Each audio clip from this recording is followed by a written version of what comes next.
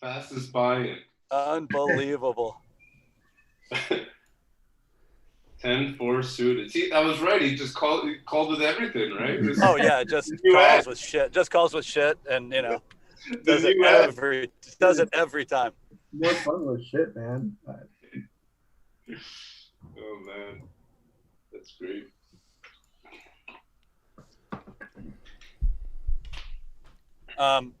Okay, I'm getting out of the car. I'm going offline for a bit. I'll log back in as soon as I get some Wi-Fi. Cool, buddy. Sounds good. Pretty good signal he was getting. That's impressive. It was super clear. 5G connection. But that must hurt. Like, you could have just waited till you got out of the Zoom. I mean, before you got out of the Uber. This is a quick 0.1 Bitcoin on the ride. It's an expensive Uber. Jack's was a lot better than I thought he'd have. Yeah, me too. I thought he had like 10 king or something. 10-4, something like that. Well, he called me. He lost the first hand today with me. You know, he had pocket deuces. He was calling all the way down to the river pretty much. I just had like a top pair, top kicker type thing.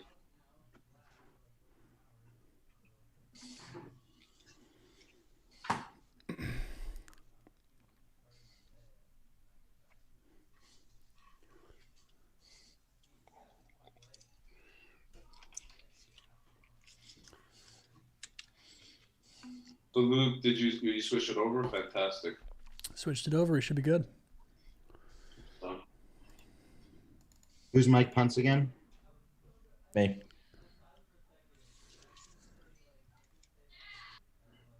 Zooming in on my face. Trying to get every read. Oh, I had the other side of that. That sucks. Nice. That is shitty. Played that super well. I wouldn't have like called for any other amount.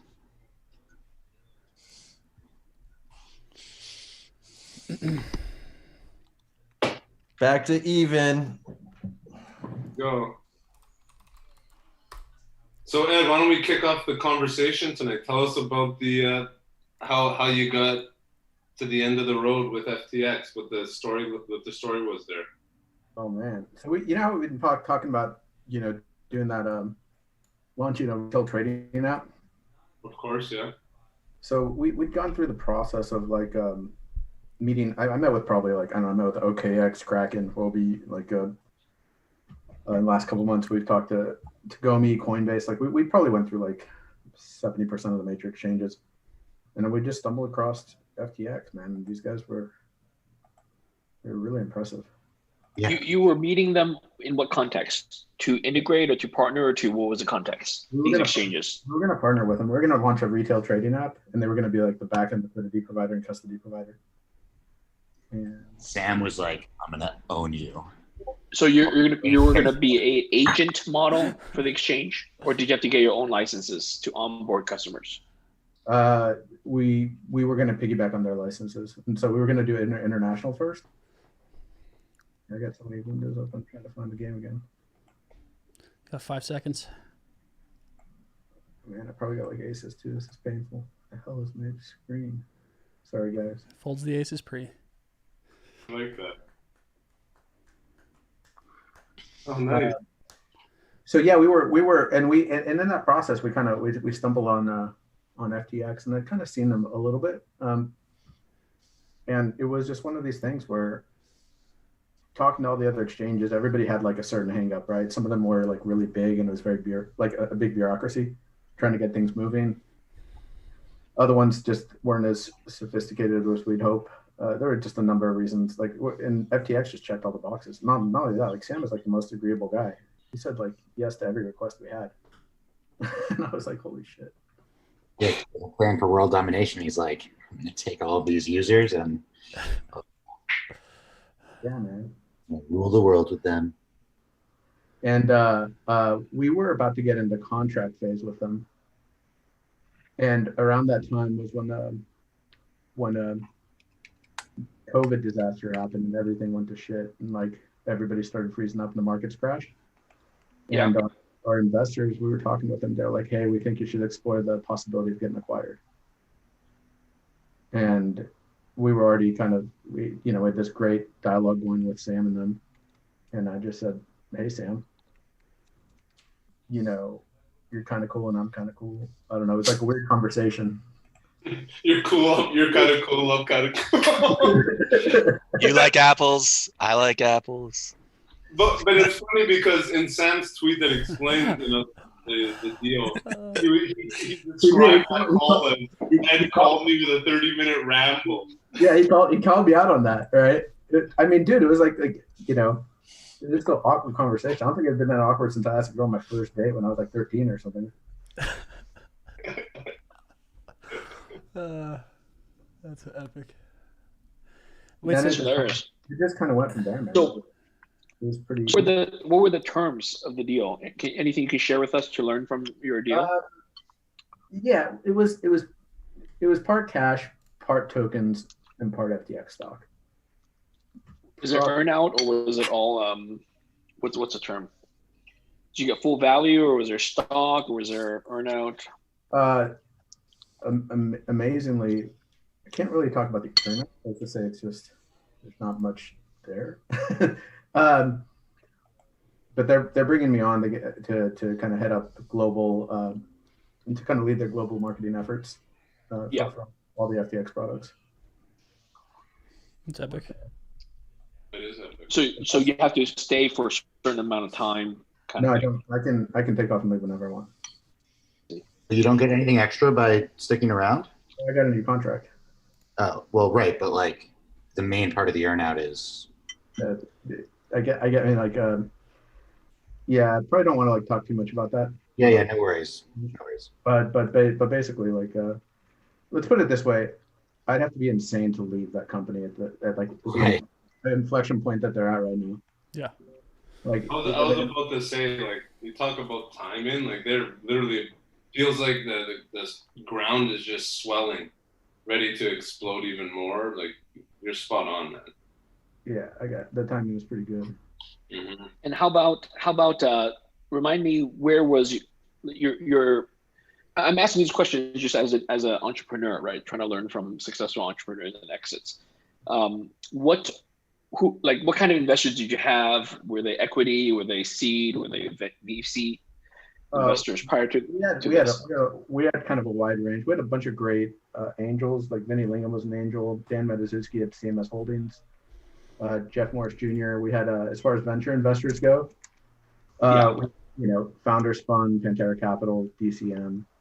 Yeah. So what series, like what kind of fundraising did you do prior to the acquisition? We did a seed round in 2017 of 3.15 million. It was led by Founders Fund. We did a Series A in 2018 led by Pantera Capital, and then we did an extension in 2019. The big check on that one. The two big checks were Hashkey Capital or Hashkey Digital Asset Group and Tezos Foundation. Hashkey, they make wallets, right, out of China? No, they're a big digital asset venture firm. DC Deng Chao, like he's probably one of the nicest guys I've ever met in crypto. He's like DC's great. Yeah, he's the president there. They're investors in that too. Yeah, was DCG an investor? What's that? DCG was DCG. No, they were not.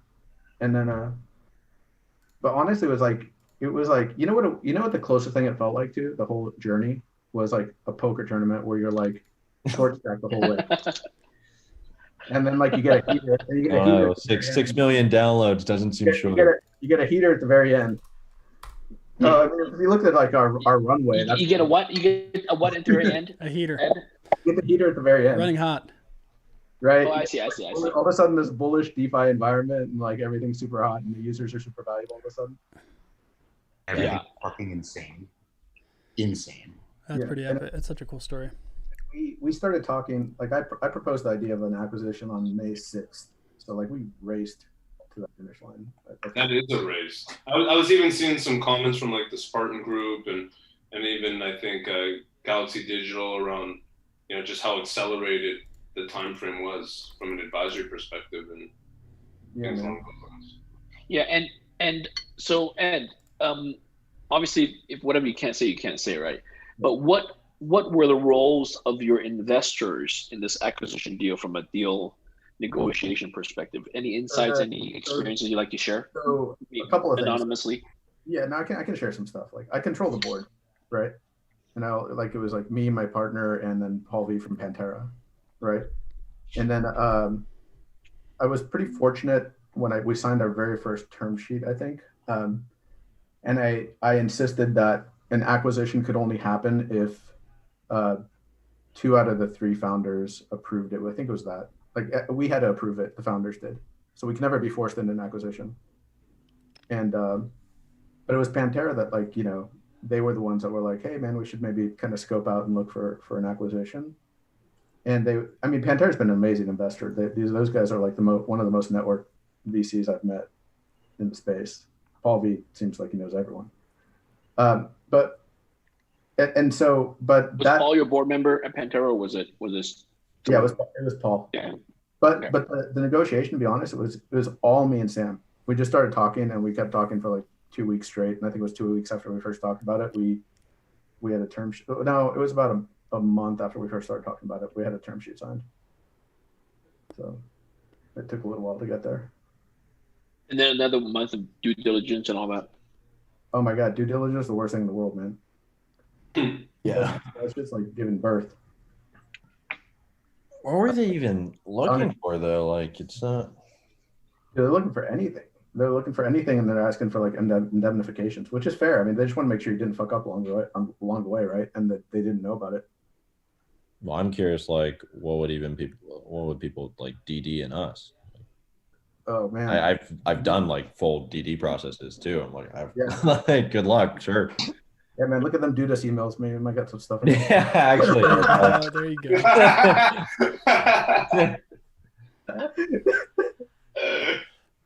Just went through something, or I'm going through something right now very similar to that. I actually took when their GC sent me the most recent sheet, he like wrote something about indemnity, and I was like, you want me to give you guys indemnity for what I'm gonna do as an employee? I was like, crazy.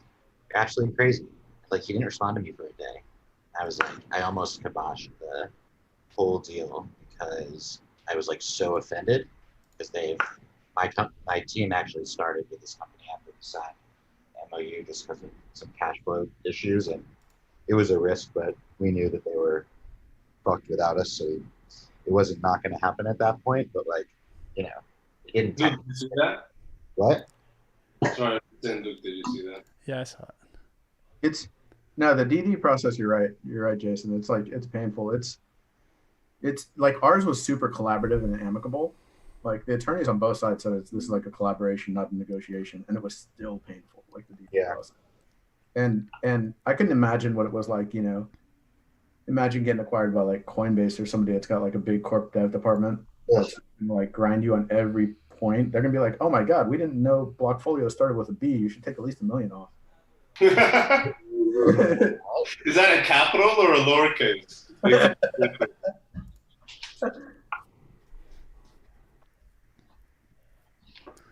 But Ed, I told you this before, and I'll say it again. I've been a fan of Blockfolio for a long time. I think you guys did a phenomenal job with the product. And at the end of the day, the customers love what you guys built, and that's why you have such a loyal community. And that probably went the farthest in terms of, you know, the attractiveness of the acquisition, right? Yeah, man, it was good vibes this last couple of days. It was a lot of fun seeing this whole thing unfold. You got a lot of love online, man. Shit. That was intense. A lot of love. It was nice, man. It was I don't know, kind of validated a lot of it, right? It makes you realize that, like, you're doing the right thing. Mm-hmm. Even for FTX, like, I saw a post like what a week they had. Like, they hired someone to lead up, like, who's the guy? I can't remember the guy's ex head of crypto at Robinhood. Robinhood, Cena Nutter. Serum's launching this week their DEX. They did a deal with you guys. They slash trading fees or something for the remainder of the year or something along those lines. Just like crazy. That kid Sam, he doesn't, like, honestly, Sam doesn't sleep. Like, I talk to him like all times of the day and night, and it's like, he's insane. Well, I was gonna say that to top off all the posts, one of the last tweets I saw today was Sam sleeping in 2 beanbags under his desk. Like, his head was under his desk. There's like a huddle around him at the computer next to him, and then he was fast asleep, right under his desk. That's him. He's shown me that beanbag before that tweet. Isn't he's a young dude, isn't he? Isn't he like 27, 28? He's 28. That's so crazy, man. The kid makes me feel like a failure. It's nuts. That's great. Good for him. Yeah, he started Alameda Research when he was 25, and they're like responsible, I heard, for like over 5% of all transactions in crypto. Yeah. So when you got the term sheet, did anyone suggest or advise you to look at multiple bidders and find another suitor to do a bidding war? Everybody did. All my investors and all my managers. They were all like, yeah.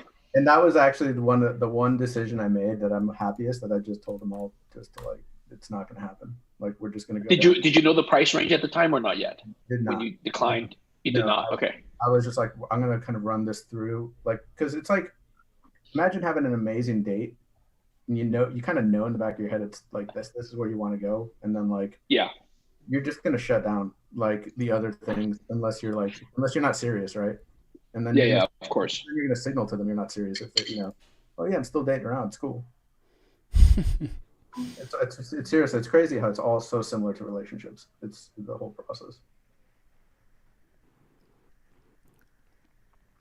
Wait, so when's it all go live? Is that public info yet? When's like the trading app? It went live on Tuesday. Oh my god! So you can actually trade from Robinhood or from Blockfolio right now? No. Oh, you meant that. I meant the actual process now. God, it's probably gonna be like 2 months. Yeah. Yeah. Take some time.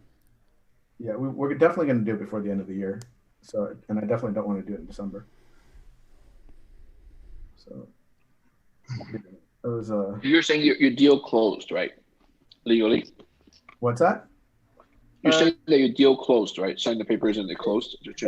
There's still you know how this goes. There's like a what's it called, tender offer, and it takes a little bit of time to finish everything up. So, but yeah, we're pretty like they sent the FTX team sent every one of our employees welcome packages on Friday, so it's pretty much a done deal. It's at this point just like some procedural issues.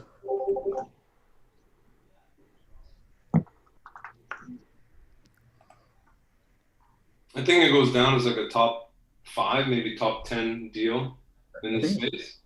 Yeah, I think somebody sent an email. It was like in their email. It was number 6. Yeah, 6 biggest.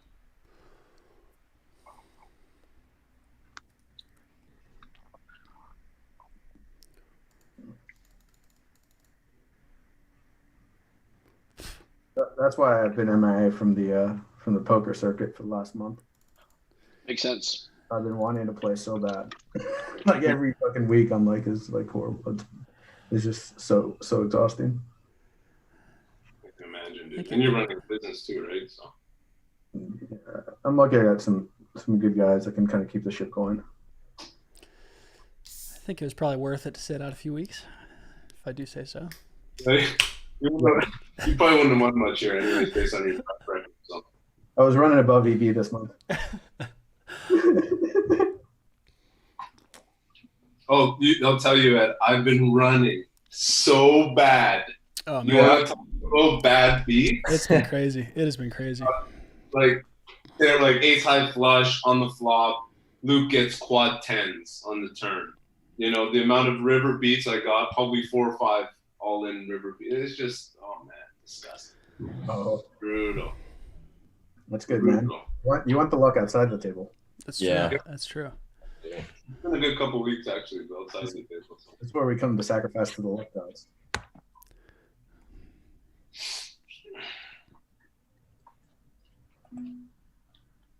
So Ed, also for the acquisition, it was part cash, part crypto. So what's the reason for the crypto? Is it they have it on the balance sheet, or is it the seller requested it, or the buyer insisted, or? Wait, what's the reason for what? Crypto. For part of the deal being paid in crypto. Because that's what when it's a one offer acquisition, a lot of the terms are dictated by the acquirer, right?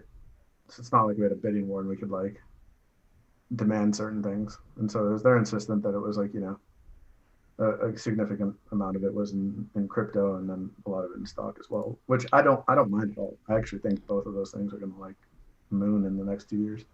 Agreed. Like, I mean, and like, and if we had like a Coinbase acquisition or like a Gemini acquisition, that probably would have been all stock, right? And like, at least this way with like some FTT tokens, like you're gonna get liquidity out of it. So it was their exchange token, IO token. Yeah, it's like their BNB token, right? Got it.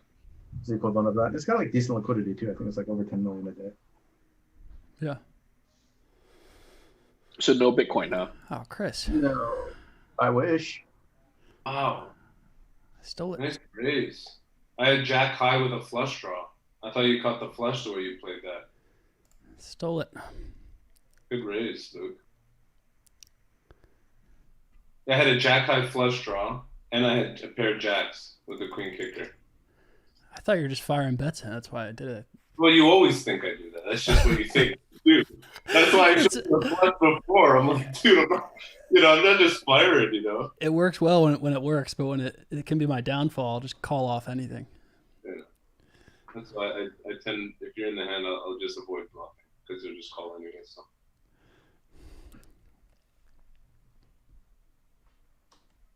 Oh, Scott's back. Looks like at least in the game.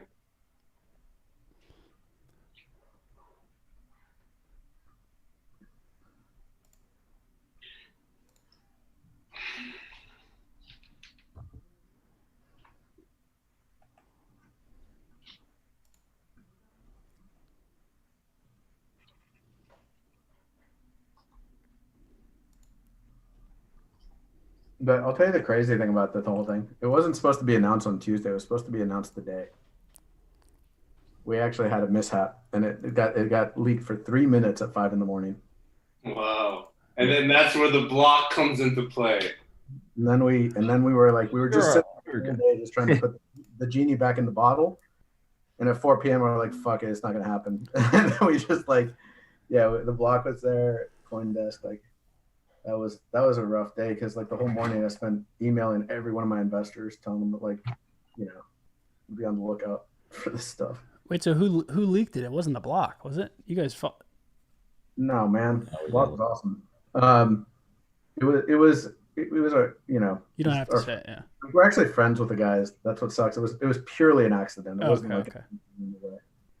So. It was a complete accident, and so was like a newswire service that. No, it was one of the standard public crypto publications, one of the bigger ones. I see. And then we just that was rough. God damn it, Chris. Sorry, bro.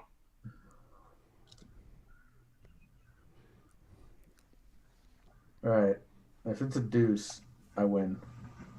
Nice. Oh, close enough. Close enough. That's pretty close. Oh.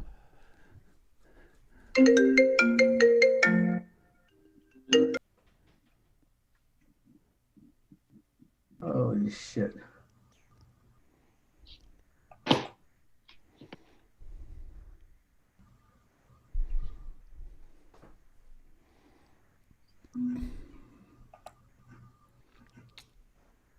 Oh. Good hand. Thank you. You threw him off with the deuce talk.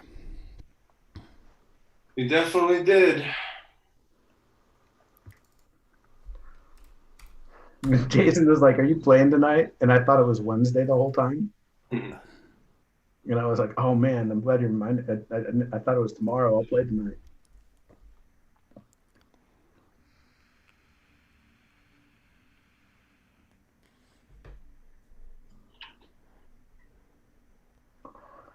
You're muted, by the way, Scott.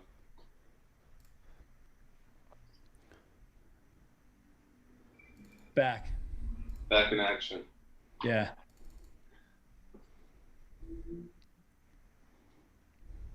So I'm listening in. I will add my witty commentary soon.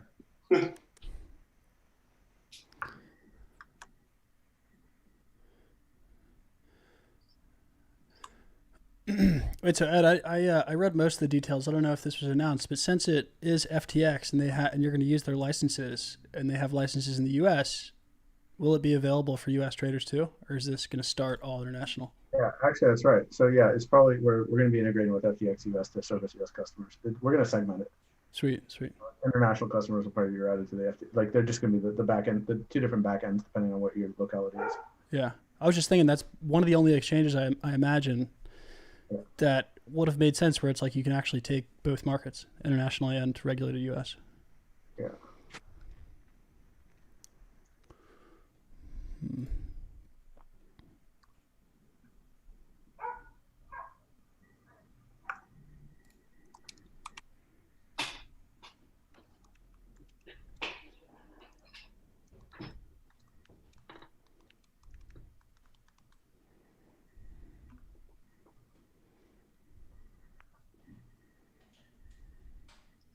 Nice.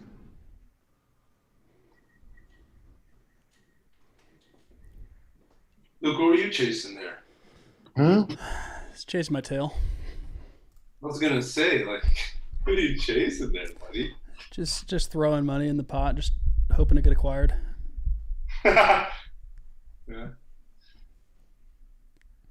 might try that strategy. You know. I let Ed trick me into thinking he actually was looking for it too. So. Yeah. Yeah, man. Yeah, Everybody thinks all this shit's luck, man. Ed wants bracelets, all luck. Ed farming. Fucking, I duped Sam into like paying me a bunch of money. He's gonna play loose tonight. It's just not happening. He doubles up. It doubles up immediately. I know. It's on you, Scott, by the way. Okay.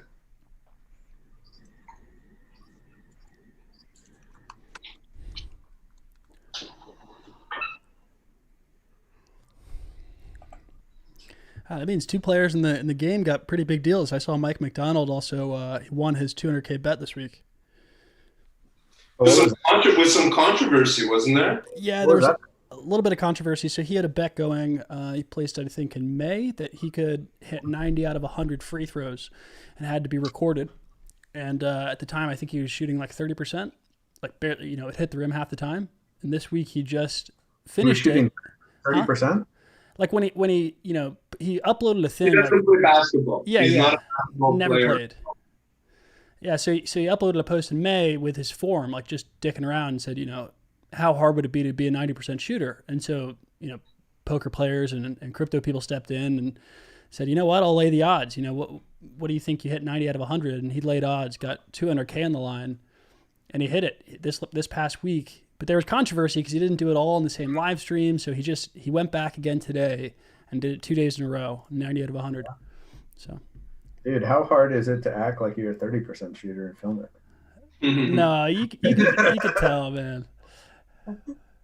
But good on him, right? He got a coach and he like busted his ass for fucking 4 months, 5 months, whatever it is, right? Shooting all day. That's actually crazy. That's really, if you're really a 30% shooter to go to 90%, that's how much what did they lay him? I think like the worst odds were like like 20 to 1 or something. No, it's closer to even than you'd think. Oh, really? Because if you have 6 months and you could do it 8 hours a day. Yeah, that's true. But still, you got quite a bit of action. I think 5 to 1 early on. I think it by the end, I think the bigger bets were closer to 2 to 1 or 3 to 1. Nice. So you say he did not video it in one session, or what is that? Yeah, there was controversy. He was Twitch live streaming it, and Mike's just I think he was going above and beyond. To be honest, he would live stream it. He would show everything and show the process, and then he had to take a break. His court ran out of time. He had to rent a court, and so he said, "I'm going to come back in 30 minutes and finish it." He was 60 shots through, and he came back 30 minutes later and finished the last 40 shots. And people were saying, are you allowed to take a break? Does that give you an advantage? And so he just came back the next day and I'm said, on the fence with that one. Like, I feel like it needs to be like, I don't think the rules are stipulated, but I feel like it needs to be in a rule. I mean, how can you have a $200,000 game and not stipulate some pretty basic rules? Well, the thing was that they were. So he went back and found the tweets. He did stipulate that he's allowed to take breaks. That was part of the terms that he tweeted out. And the people who laid action literally commented below in agreement with those terms and laid the bet. So I mean, they agreed with it, but still, he's like, "Oh, I'll just do it again tomorrow." He did it again. That was and he had months to do it, right? He had like he has until Christmas. So yeah. He has to do it by Christmas, otherwise he loses the bet. No, he just did it again today. He already won.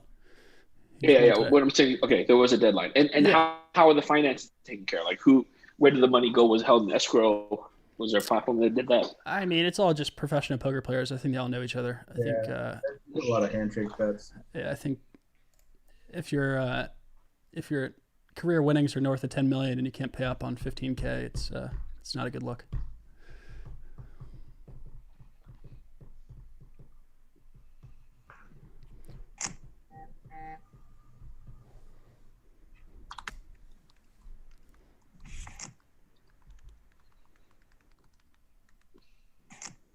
So who in here is a farmer?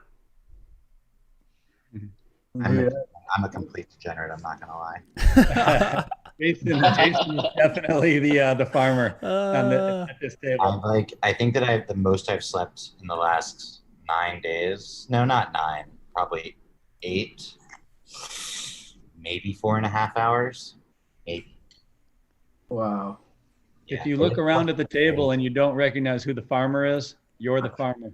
Yeah, right. So how did it get the name farming? How did that terminology come about? Can someone explain the history of DeFi? No idea. I don't know just where a meme. Farming came. It's It just was a a meme. meme. But it obviously comes from the idea where you stake assets and then get assets or yield. So that then evolved to. Have you guys heard about the rotating crops? That's what they say when you like go from one farming degen thing to another. They say that's when the farmers are rotating the crops. Correct. Jason, we need you on video, by the way. We don't like your name's Darkside, but I don't want to see Darkside video. I'm like doing a lot of things right now. Sure. Just put on some clothes before you turn on the video. No, I'm. Please. He's trying to take a nap right now. Yeah, nobody's left. He's farming in his patio. I know he's busy farming. What am I thinking? Just sweating.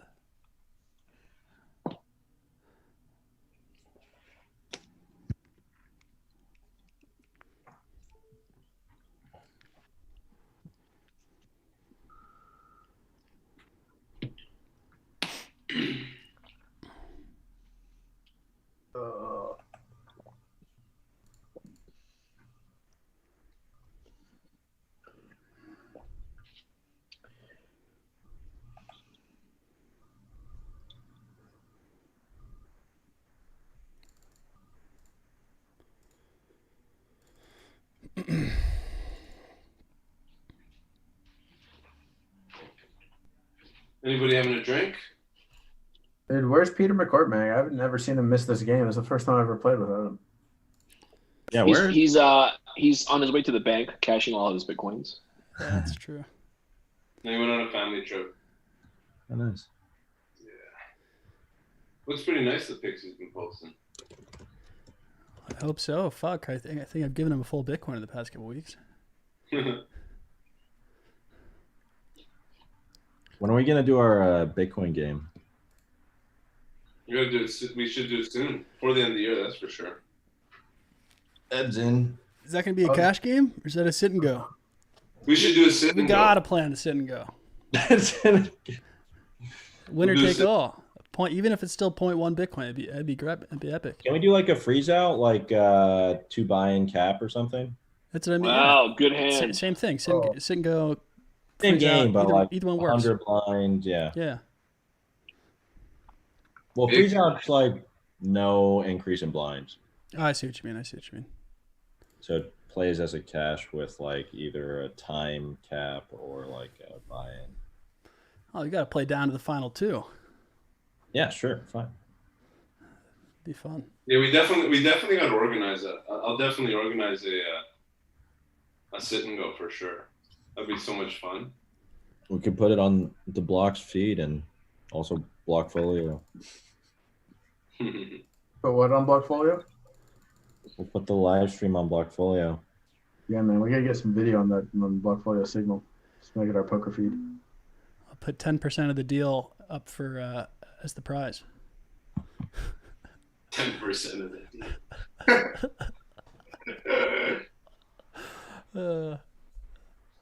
Got to shoot your shot.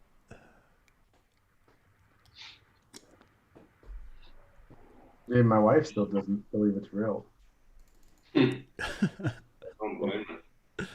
Oh, Luke, question. What up? You did you decide if you were gonna work with Blockworks Group or not? I'm still working with them. They've been helping me with my show for like almost 4 or 5 months now. Okay. Oh, right. You had just started. Yeah. Nice. I'll message you after. Who do you work with closely there? Is it Julie or? They've all been really, really helpful. Julie, Mike. Julie, I just spoke with Reed actually earlier today. Nice. But the biggest thing now is like finding out a video guy like Peter has or like Pomp has, like someone full time that can just produce. It's just full time, like 40 hours? full time for sure. I mean, I want to be putting out like 4 or 5 videos a day, but it just takes all my time when I try to do it. So. Yeah. Oh, I saw your mouth moving. I wasn't sure if you were talking, but you're on mute.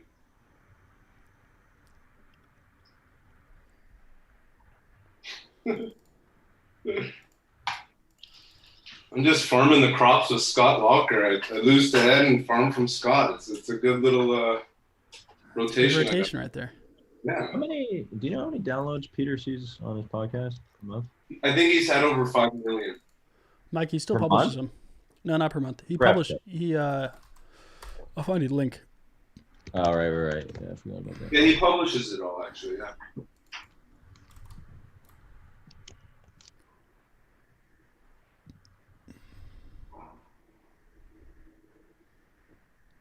I will say it's pretty great that he publishes it. One of the funniest things is how much hate he got when it started, because it got super big, and then people were saying it's inappropriate to publish all that. And I was like, what the hell are you guys talking about? Well, because it would show how much he's making, and they're like, you shouldn't be making that much money. And I'm like, God, it's so helpful for someone like me who's trying to grow that business to be able to see that. But Actually, got to leave this for 1 sec. I'll be back. Sorry, I have to do another Zoom for 1 sec. All good. God damn it, Luke. You have me beat here like such a big percentage of the time. Maybe. What Bitcoin did 285K downloads in July. Wow. Killer July. How'd you find that so fast? Don't fuck around. Oh, Ed, I thought for sure you had me beat if you were calling. The Hoping you had 7 or heart. something. I was hoping he had heart. That's a good call. I'd call that. That is a good call because a lot of times I have an ace there. So you beat me king, jack. Draw heavy board on the turn, right? And you can semi-bluff it, which you did. Yeah. That's a pretty cheeky semi-bluff with a 10. Yeah, you could have like 8, 9, 9, 10, hearts, spades. Any ace, I'm probably playing the exact same way too, and then you have me beat. Just hoping I have ace high. You are capable of betting the aces too, yeah. You've been getting some hands there. Caught that queen on the river, Ed. Kings there. Shit. Queens against me. Better be lucky. Better be lucky and good, right?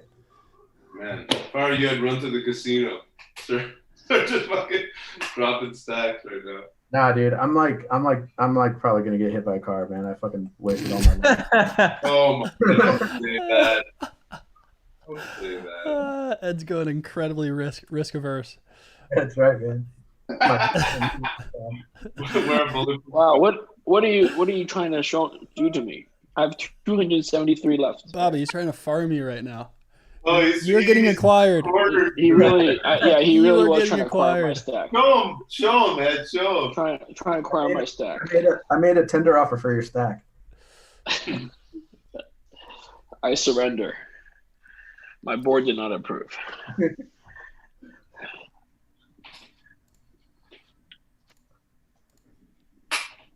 So what's the group's perspective on the rise of the DAO and its potential growth trajectory? You guys think it has some legs? You think now's the time? Obviously, DAOs have been talked about for a long time, and the epic fail in 16. But what do you guys think about how it's emerging? It's gonna be real, man. Governance is gonna be a real thing. But what does it need to entail for it to really, like, is it just a bunch of guys that throw some money in a pot and then vote on deals they invest in? Is it, Wi-Fi where it's, well, obviously you got people behind the scenes like controlling the tech and doing what they got to do, but for the most part, completely governed protocol? I mean, I think it's gonna like take some weird shapes over the years. They're gonna be experimentation in like every possible way until you figure out the ones that work, right? There's gonna be like niche ones that work too, right? Like in 20 years, your like home title is gonna be like an NFT token, and you're gonna have like some sort of governance around there. You're gonna have HOA votes and stuff. I mean, that's like a really simple form of it, right? And it's gonna be some stuff that's like programmable that's there. But I don't know. My feeling is there gonna be all kinds of shit. Like who knows what's gonna surface. I think right now it's people are getting excited around having an actual voice and impact on things with value. I think where it can really accelerate outside of, obviously Wi-Fi's made a ton of money, like if you invested in it. So like not only they have a voice, but they made a bunch of money. But, I think being able to tie revenue and returns with that and like actually make the type of money that a shareholder, quote unquote, would get. And that's where I think it can get exciting, regardless of what the actual DAO was doing.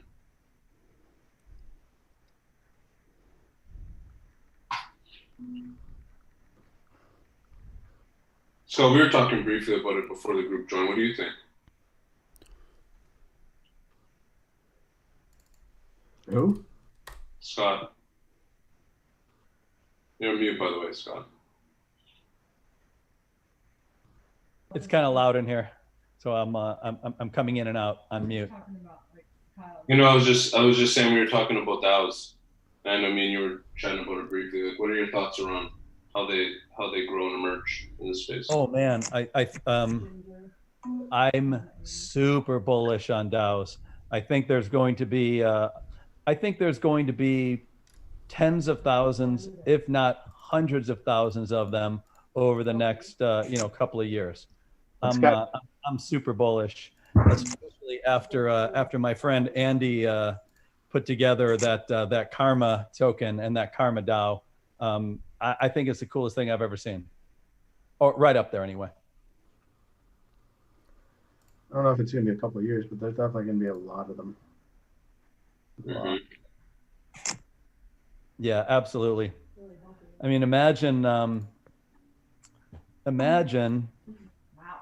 million valuation for a Telegram chat group. It's just so insane. It's just absurd. Oh, You almost on faked. the river. Oh man. All right, I gotta buy in again. It was you or me.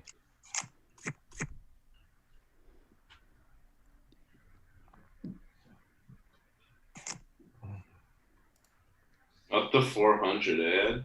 Just throwing them around. Ed, was that a misclick? Gotta Luke's wondering. be 40. Woohoo! All right. All right, there we go. Oh, Hey. Wow, man. There it is. You have it all now. Oh, what the fuck? Oh no, I thought that was a misclick. Oh my god. Hold. Oh my. Oh, Hold. fuck. Let's go. Oh my god. The 3 gets Nonsense. there. Oh, the 10 gets there. I thought he misclicked there. Uh, I hate to see my call. Wow. Yeah, that was I knew scary. you were. I knew you were up to no good. that Here. was scary. What a shyster you guys both are. With a queen 10 off. Wow. I'm like, there's no way. That's high level play right there, boys. Fucking hands, man. That's high level. Just ace 3 open. And then Luke, of course, I just see there, just like, Just a casual 40x pre-open race. Yeah. Wow. I got it in so good. You You did. guys both think. You guys got lucky that club didn't come. I got lucky. Yeah, I I won thought you any were gonna- chips I there. didn't even had see- a misclick, actual misclick. No, man. Honestly, I was just bored. Oh my god. What a clown. You gotta adjust the ranges based on how everyone did this week. Mhm. Oh my god, my fucking dog. Oh, Mike, when you snap call that my heart just drops. It's just the worst. Queen 10 off. I thought I was trying to get it through a 7-2. That's the only reason I called. Oh, really? That's funny. You jammed, right? Yeah, I figured he'd call off the 7-2 or fold it. Yeah.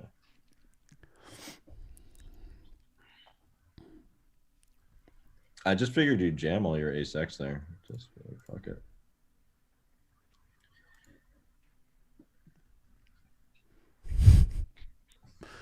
I just folded.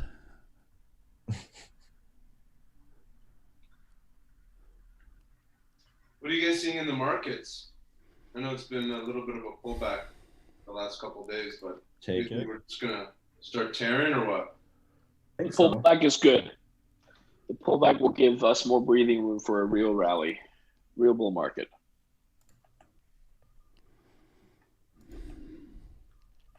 I personally think we see 15K Bitcoin before it pulls back real big. 15K, like 15K is like, when I look at it, it looks so attainable. Like it's literally like, you know, a couple market smashes and there we go. We're there, but This pullback also feels like carnage, but it's down like, I think Bitcoin's down to 8% from, the yearly high of like 12.4. It's like nothing. Yeah, it's barely anything. It's felt pretty brutal, but just because things were going so well. yeah, I think people find themselves in an over leveraged position or too much alt position or things along those lines, so it feels even more painful. I'm happy with how August has gone, that's for sure. We'll see how September goes. Are they calling ETH2 by October, November? Like what's the most updated forecast? Anybody know? I don't know. I don't either. I thought the last was literally end of December. Everything else is just test net and practice. Gotcha. Well, Scott, tell us what the latest with Casper is. We had a good month, man. It was a really fun trip. So obviously Casper closed the equity round last year.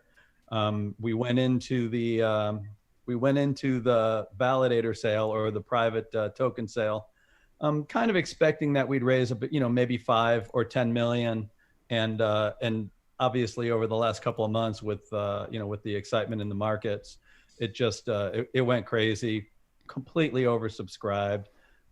We fully got 10 million. And then we just kept increasing and increasing. We finally cut it off at like 13 something. So we're it's closed. It's exciting. We're looking forward to the main sale. Looks like November will launch. And then in November will be a public sale, right? Yeah, exactly. Gotcha. And that's going to be in line with go live on mainnet. Right. Yep. The narrative is just perfect right now with how slow Ethereum and how high the gas fees have been, man. Yeah. Oh, I mean, obviously that's the reason why there's a chance for, any of these, other layer ones, because, the king is, kind of broken and they're trying to fix it, but nobody's for sure if it's going to get fixed. Oh, I just realized I'm in the middle of the hand there. Sorry. So yeah, there's there's obviously it's a crowded space in the in the layer one market. Every I think there's like 10 or 11 layer ones with over $1 billion market cap at this point. Polkadot really exploded, boy. Oh, agreed. Polkadot's interesting, man. Polkadot's interesting. That's that's the argument that that layer two could take over for everything and become the new layer one. I think Polkadot and Cosmos both are interesting projects. Mm-hmm. Well, on Casper, have you guys done any estimations on how much transactions would cost? Right, like coming out of the gate, like what the expectation is for different transaction costs, or is that too hard to? Transaction fees. I don't think we've. I know I don't have the answer, but I, but I do know we've done a lot of work on that. So transaction fees are an issue if you can't scale. But if you have tons of scalability, transaction fees become less of an issue. Mm-hmm. And is it similar to ETH where you have to use Casper, you have to have underlying Casper token? Say that again? Is it like ETH if you're sending a token that's built on top of Casper, for example? Like the equivalent of like an ERC20, you'd have to have... oh yeah. Casper, it will only work just like gas for ETH. Yeah, the same with any layer one protocol. They're all, they all basically work the same.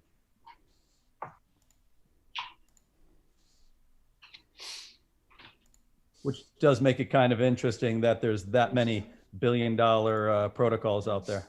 They are more or less, all doing the same thing. Mm-hmm. Interesting board here.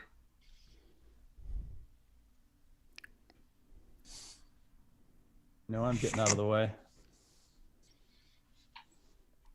Gunny, you're back. I'm back. Sorry about that. No worries. Sounds like I missed a hot Casper discussion. I just noted your chips. Did you buy in it all when you left, or did it come back? It like timed me out when I was sitting out. I was like at 1,020. Oh, okay. And then it wouldn't let me buy it back in. So there's like a little delta that we're off, but I'll just keep track of it and add it back. Cool. Gunny, what's going down at Hero? You guys have some things in the pipeline, don't you?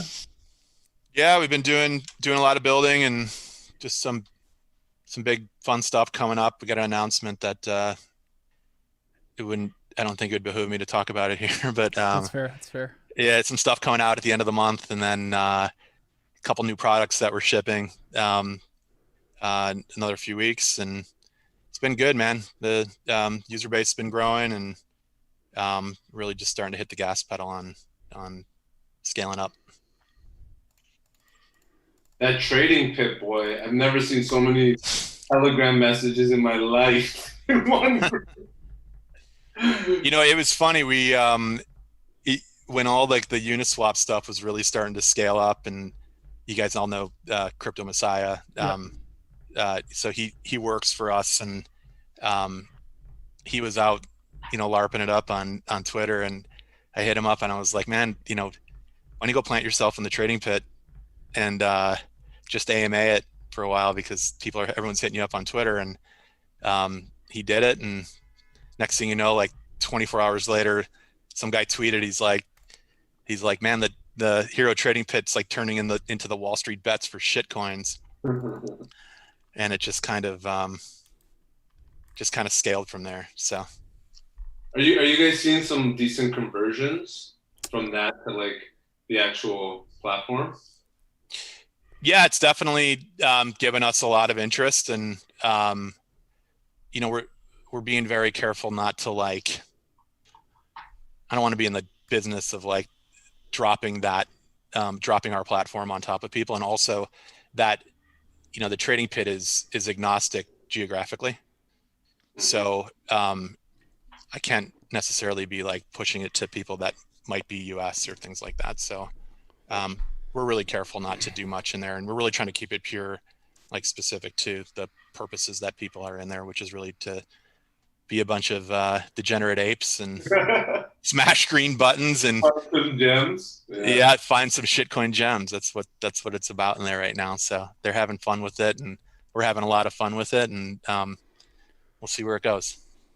Totally. I dig it. Yeah, Luke, you had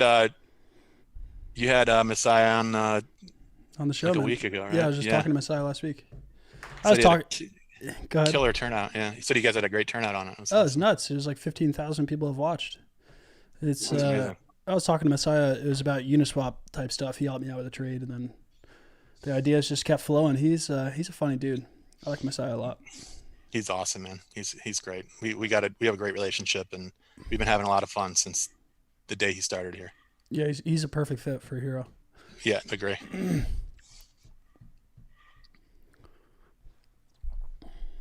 Luke, what's the plan over the next month or so? Like, what's the theme of guests that you're trying to bring on the show, or is there things you want to talk about? Yeah, I don't know, man. I've honestly, the past week or so, I've kind of been off Twitter and YouTube, partially because I might be switching locations again, building out like a full studio. But I don't know. I mean, the shit's just so wild with the market. There's so many ways I can take it. I have a lot of ideas. I'm just kind of gearing up for the next big push. I want to hire someone. I want to hire someone to do video and everything for me. So it frees me up to just trade and can someone go on. I closed my window by accident. Can someone help me find my chip balance so when I'm buying correctly? You're at 1032. 1032. Okay. Do you see me sitting there or no? Yeah. Yes. Time bank. What's the link for the poker room? Somehow I can't find it anymore. Fadedspade.com. / what? That's it. Just fadedspade.com. Card Club. Okay. Hey, Luke, you know what? I should connect you to, and he's working with Peter now after I connected him. Wait. Chris, what's a URL for the card room? I can't get in. I got you. I'll send it to you. It's in the chat, Bobby. Yeah. I just sent it. There it is. Yeah, Spades. Okay, got it. Okay, so Spades up it. That's what happened. You got it. It just looks like you have king, but just throw that one in the muck.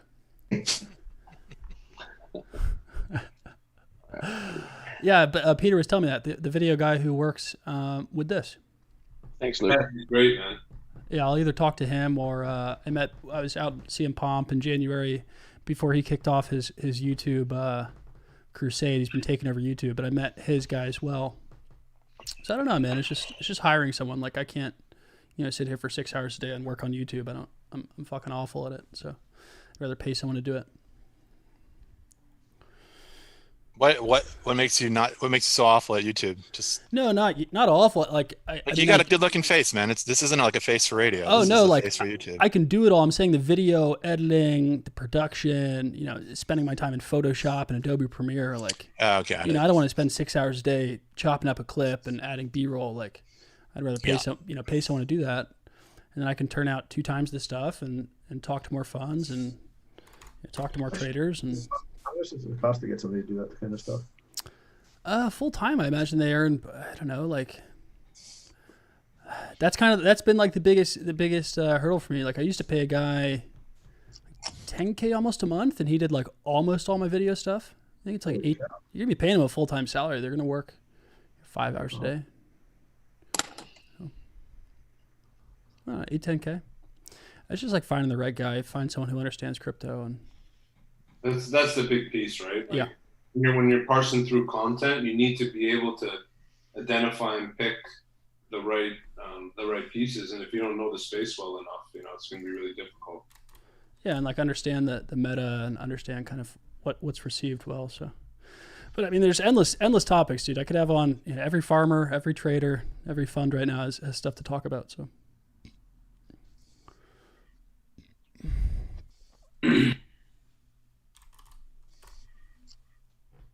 I'm digging how the space is starting to show some more. I guess kind of going back to its roots and giving love to the developers first. Like a lot of those guys are being the quote unquote celebs of the space, where like back 17 and 18 that really wasn't the case anymore. Like the Bill Drummonds.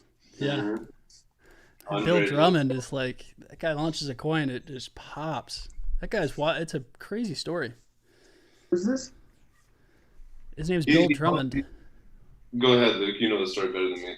He launched Anti-Ample, and then he eventually launched, because Anti-Ample did so well, he launched 3 or 4 other coins. But I think Anti-Ample was the one where people realized that he wasn't, with any developer or any person or team launching a Uniswap coin, there's always a risk that they just pull liquidity or stop working on the project or it's a scam. And I think people learned pretty quick that this guy, I don't know if he intentionally did it, but you could kind of see if you searched his addresses that he had like hundreds of millions of dollars in ETH. He's attached to the Genesis, the Ethereum ICO. And so it was a quick realization of he's not doing this for money. He's just doing this kind of to build projects. So every single project he's launched since has done insanely well. Like things are just, 2x, 5x, 10x kind of the day it launches. And the types of projects he's building like gamification into the tokenomics for the most part, like different rebates, deflationary currencies. So it's almost like a game with how you hold the coin, and that's starting to take a lot of what's this guy's name again? Bill Drummond. It's a pseudonym, obviously, but yeah. It's in the chat if you want to look him up. Burn the state. I like how he changed his anti-ample group to that. Yeah. The Telegram's on fire. Like his Telegram group is just burn the state. It's nuts. Like I'm looking at it right now, and like 20,000 missed messages since last time I checked. Crazy. If you make people money, they'll follow you right over they'll walk with you right over the cliff, man. Walk into the burning house with you. Oh yeah. Simon, welcome.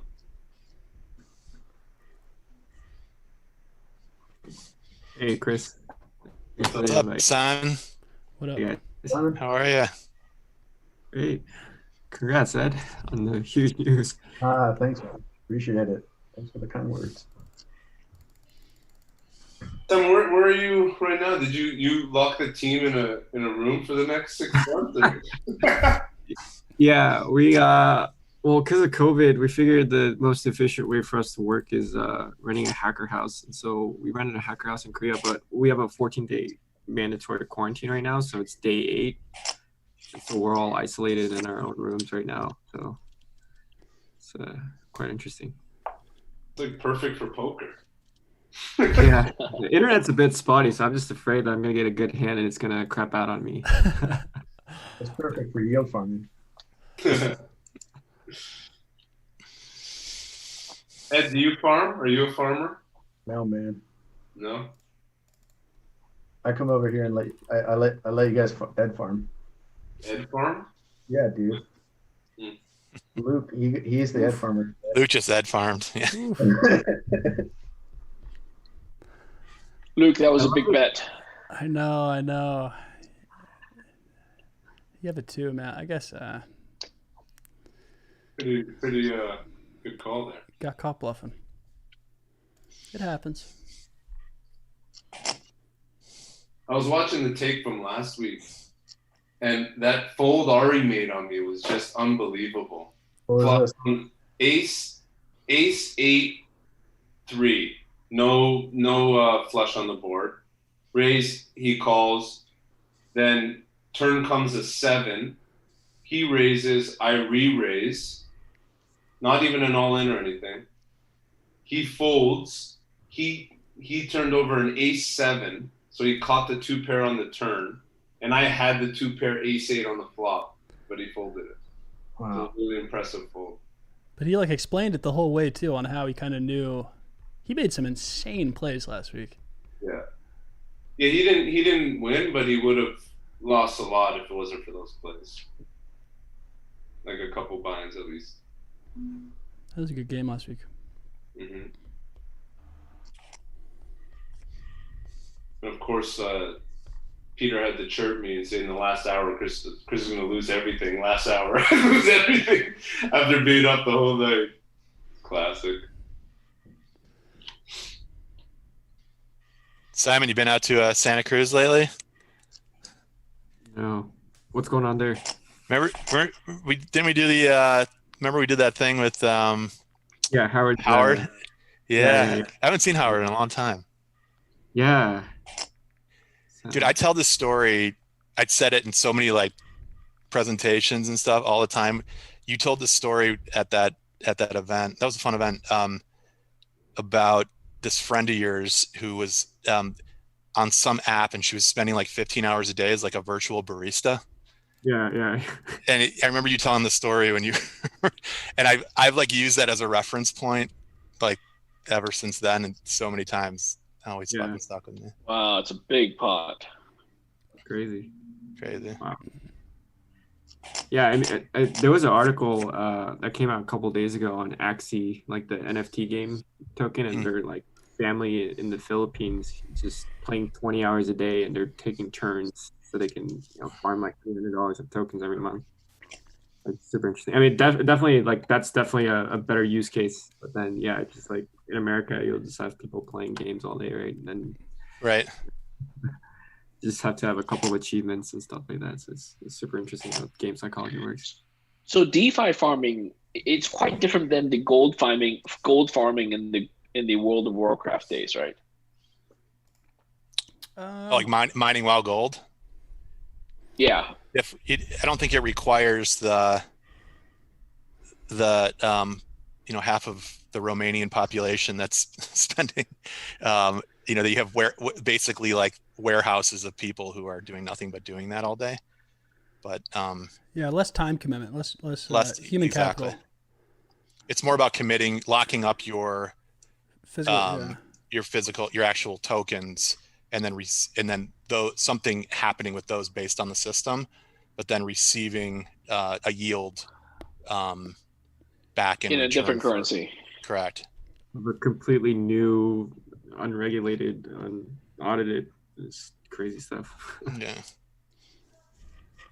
So it's a form of mining in some sense. It's like resource. You commit resource to get a new currency. Right?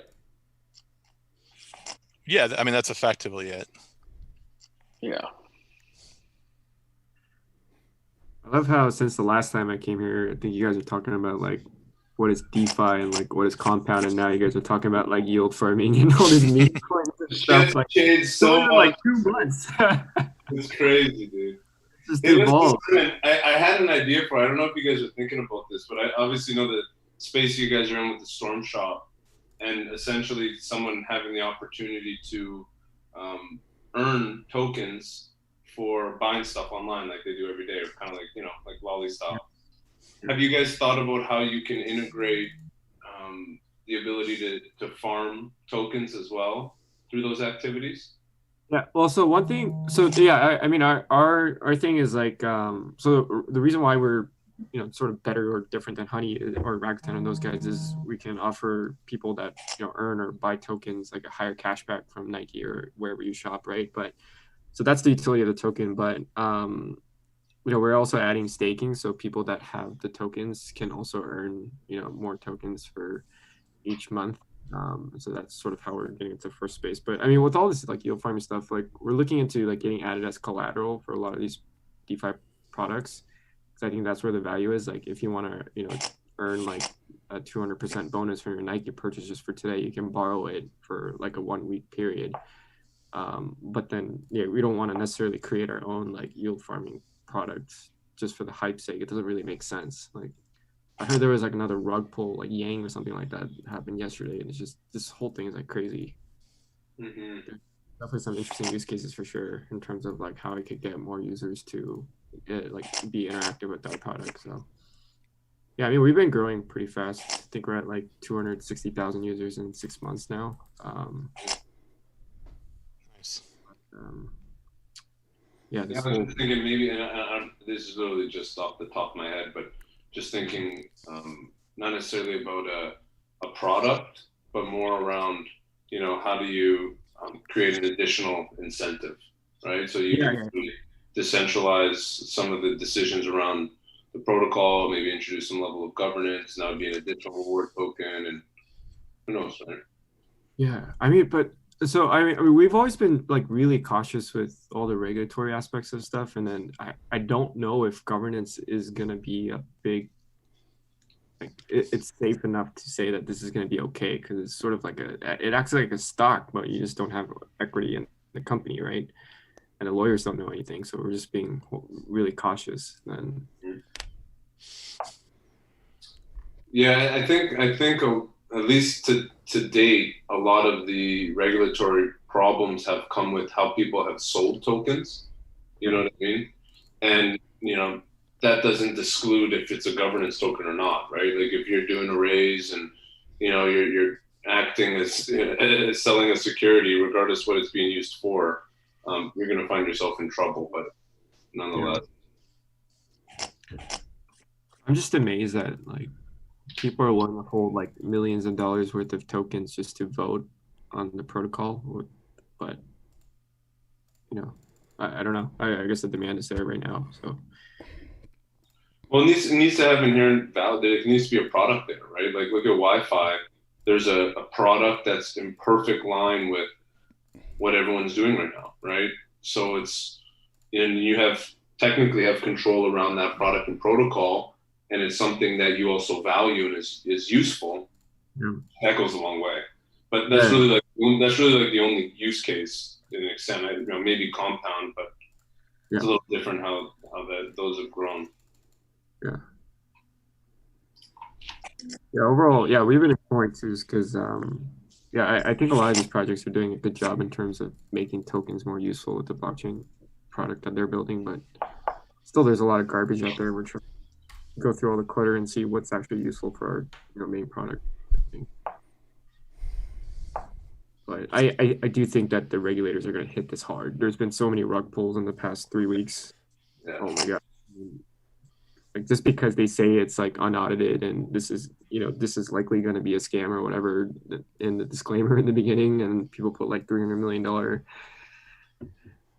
collateral in there, and then that could all be gone if the liquidity is gone, right? So a lot of people are going to get burned. Oh yeah. I'm surprised it hasn't happened yet, really. It's coming.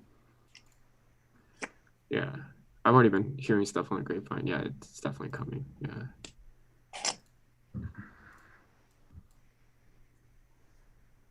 Tricky bet there, Bobby. I think you have a 10. Oh. You didn't have the flush. No, I was chasing the straight flush, actually. That would have been sweet, but God forbid. I get that. Notice, Chris, you're not outside today. That's correct. I've given up my beach ways. I came back to Toronto after being away at the cottage for 3 months. Gotcha. Yeah, I remember last time I played. You were fighting mosquitoes until like 6 a.m. or something. Yeah, it's good being back, man. It's different, of course. The city's much different. Very. I actually, me and my wife, we've been taking care of the kids full time, pretty intensely since March. So when we got back, we decided to do a little staycation at a hotel, and it was an interesting experience. Just being out and about and at the restaurants, them taking your phone numbers and taking temperature whenever you're going in and out, and having to wear a sticker to define that you've had a temperature check, and just everything, right? It was very very different, but something that I can definitely see becoming the norm. Yeah. Still getting used to it. Where are you back at now, Chris? Back in Toronto. Yeah. It'll be interesting to see what happens with school, with the kids and stuff. So. How old are your kids? I have a 3-year-old and a 1-year-old. Oh man, you got a handful, huh? Yeah, man. Super intense. But you know what? I'm super blessed, man. Like I spend all my time with my kids. It's been like that since they were born. And I've set myself up that way. So I'm very, very grateful. Oh, for sure. Boy, girl? The youngest is a boy, Rocco, and then Rocco. my daughter's the oldest, Angela. Nice.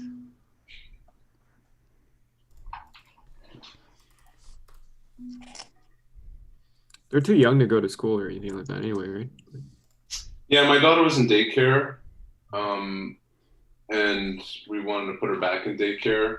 So that's it's not like she's in a big school, right? She only has like 10 people in her class, and it's very very controlled. So I'm not as concerned, but it's just a product. Like if shit starts popping off, the city's just gonna put like mass shutdown on kind of anything.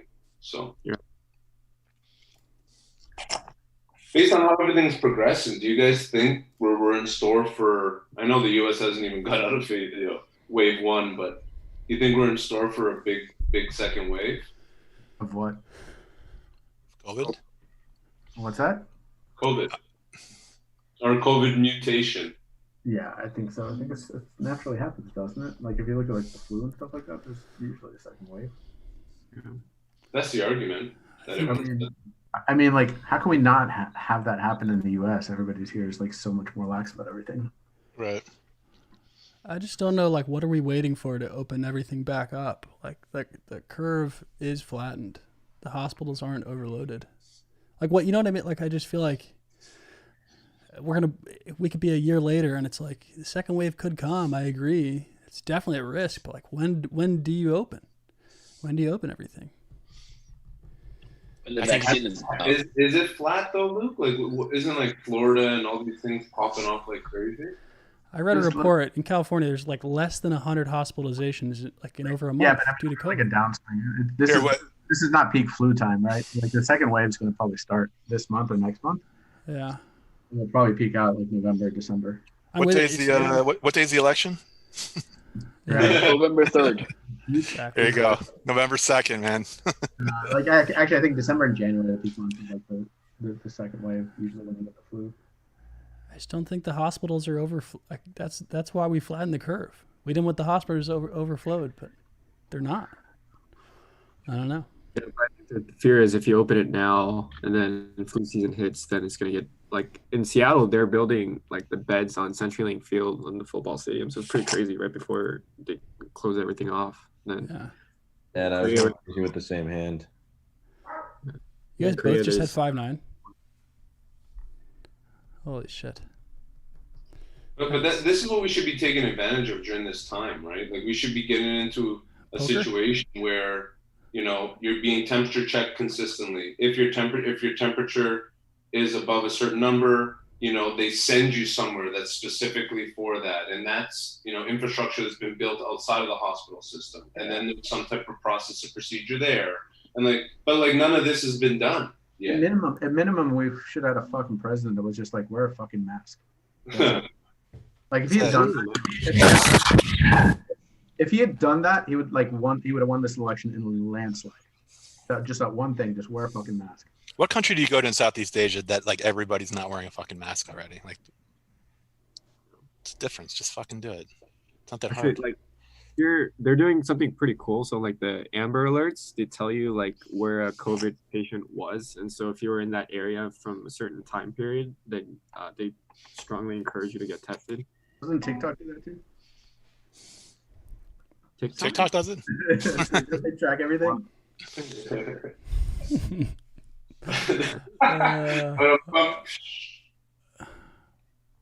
Couple of small things I think we could do better. That's for sure. Oh, dude, you guys did it all right out there.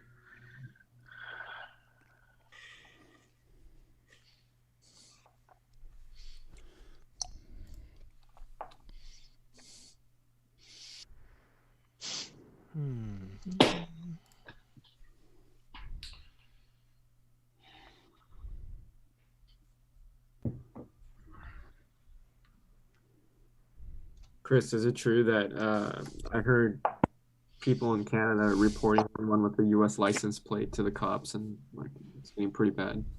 True. It's What's true. that? People are doing what? What? Yeah, repeat.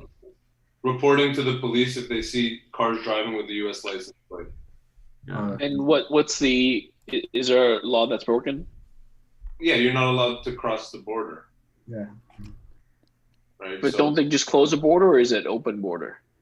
Well, there's certain exceptions, of course, right? Like even my wife's aunt, she works in a border town, and she works at the pharmacy on the U.S. side, although she lives in Toronto. So every day she goes back and forth. Like that's an example of an exception. But it's gone even farther, Simon. Like I was up north at the cottage, and we were right across the water from Michigan, and people from the States were boating over.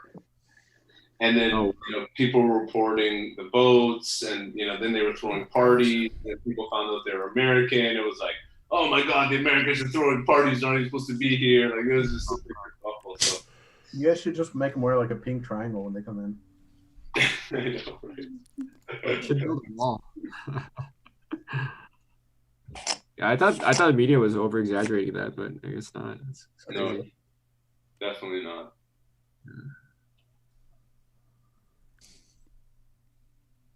Wow.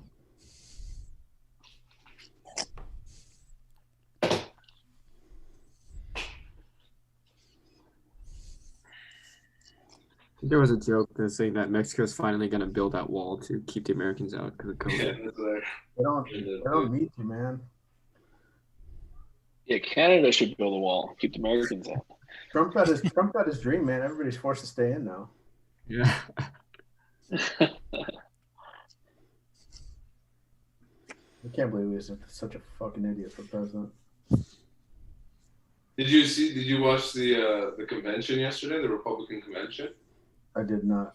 It's still going. I watched it for a few minutes, and oh my God, I'm like, what the fuck is going on? Like, he just comes, the way he comes out and the way he's, just there was a bunch of like army vets in the front, and you can just tell it was so superficial the way he was interacting with them. He wasn't wearing a mask. Everyone was like yelling 4 more years, like, but it was like a real small crowd. It was just very, very weird, very culty.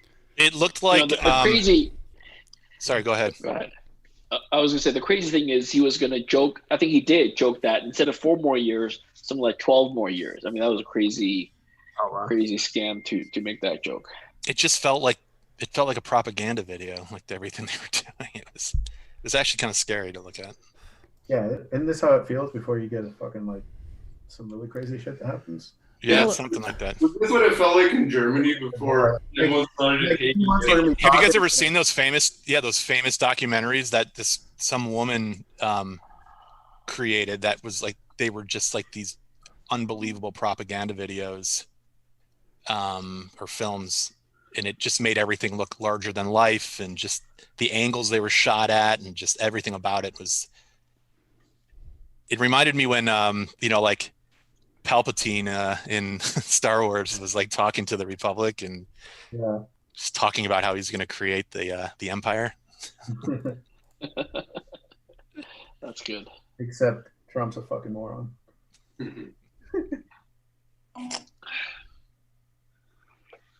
The election's gonna be a good test on how democratic, a nation we want to be, versus has a nation, turned into something else. It's gonna be interesting. I think we're right. I got a friend that lives in rural Kentucky, and he was telling me he's seen Biden signs for the first time ever. Wow. Really? Oh, that's interesting. Yeah. Really interesting. And that was like a reassurance. And then when you got 56 million or 50 million plus unemployed, but not just unemployment, extended unemployment. I mean, that's just such a large swath. Those numbers are really meaningful. And like the last thing is like people don't realize like for the last 30 years, the U.S. has been 30% Democrat, roughly 30% Republican, and 40% independent. And people think it's really close to 50-50 usually, but it's not. So I think the unemployment's really going to sway things. And then you've got, the whole reason why he was able to build a base is because of Obama enacting like 5,000 EPA laws and fucking all the blue collar workers, and they hated the Democrats for it. They lost a lot of jobs, and they're still in a bad spot now. Probably even worse. What's the market right now? But Biden's like 57%. I was going to say the market's actually rising though for Trump. It's Biden's been a lot higher. I think Trump's like 42%. Yeah, but it's a convention bump. Yeah. If and when Biden wins, he'll be known as the it was so easy for him to win. He just had to do nothing. God made one. Oh, like a war of attrition. Just stand back and let exactly. your enemy like fuck himself over. Exactly. It does feel like that's their strategy, just to get the most non-Trumpian candidate that they can. Yeah, just don't screw up. Close to the winning line. Dude, I think the reassuring thing is that I'll be straightforward. Biden is he's like this candidate that's probably like the worst candidate we've had in 20, 30 years, right? So creepy. It's this candidate that the Democrats just shit out. And this guy is like leading Trump in the right? So I think it's like a good sign that there's a solid chance he's going to win. Like if Trump can't even overcome this guy.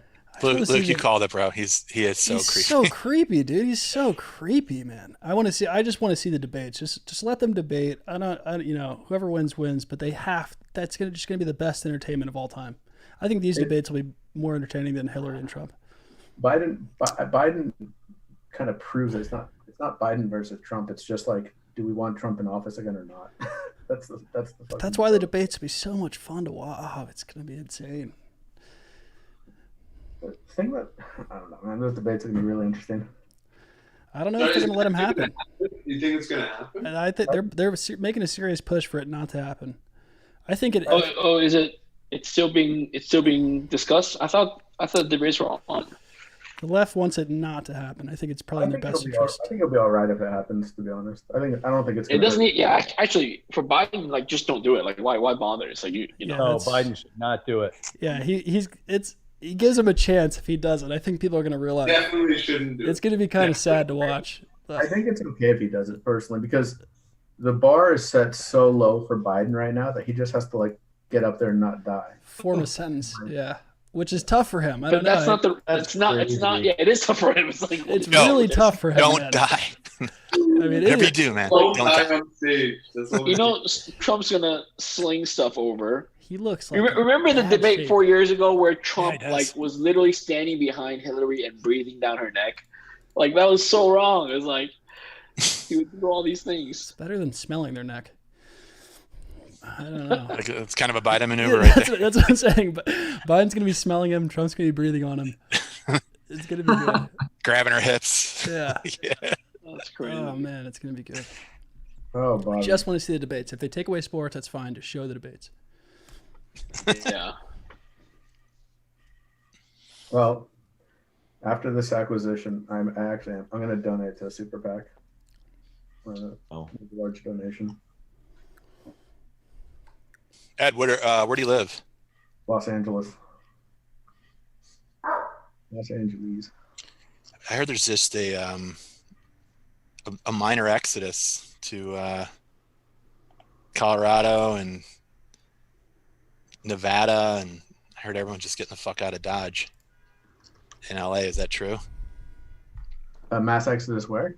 Just to Nevada and to other states that, first of all, I guess from a tax situation.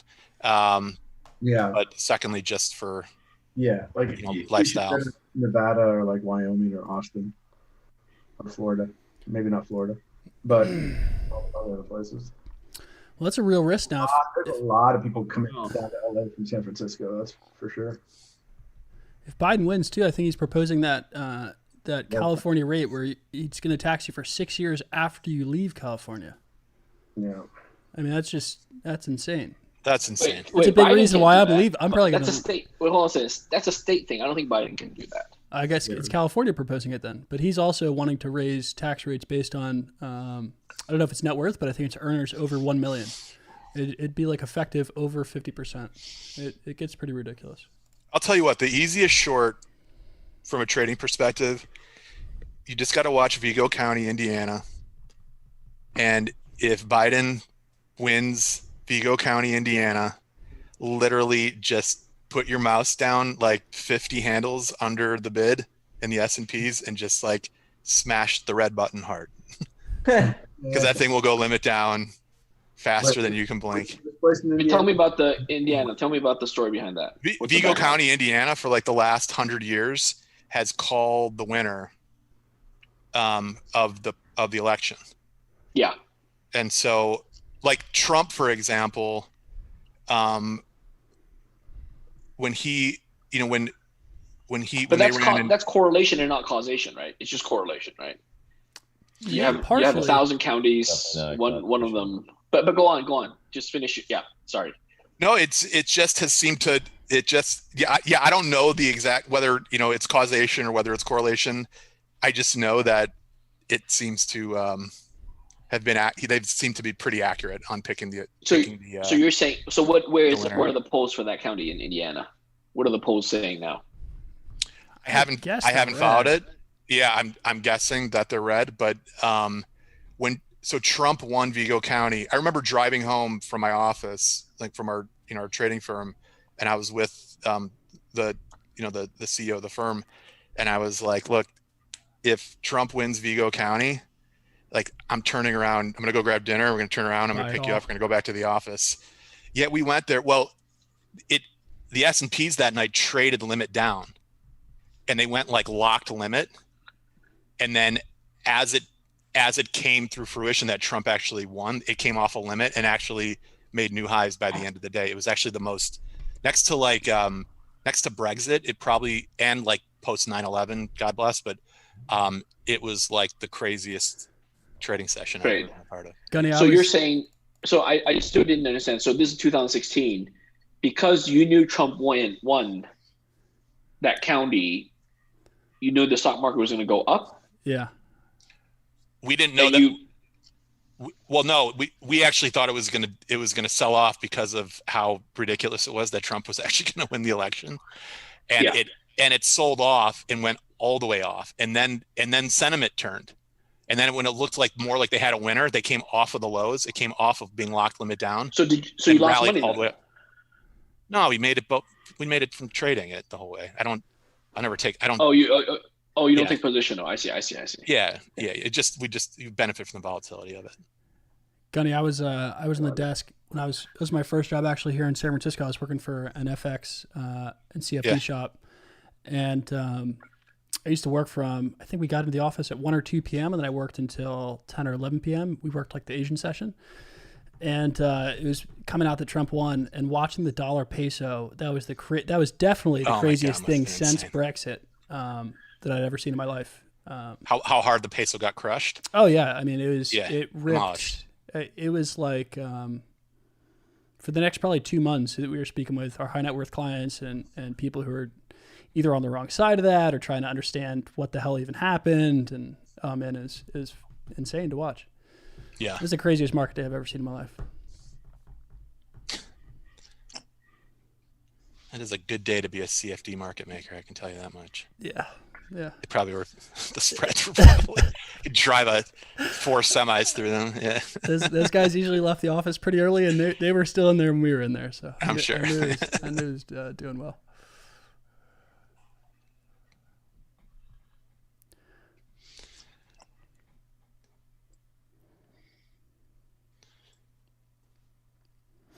That was it.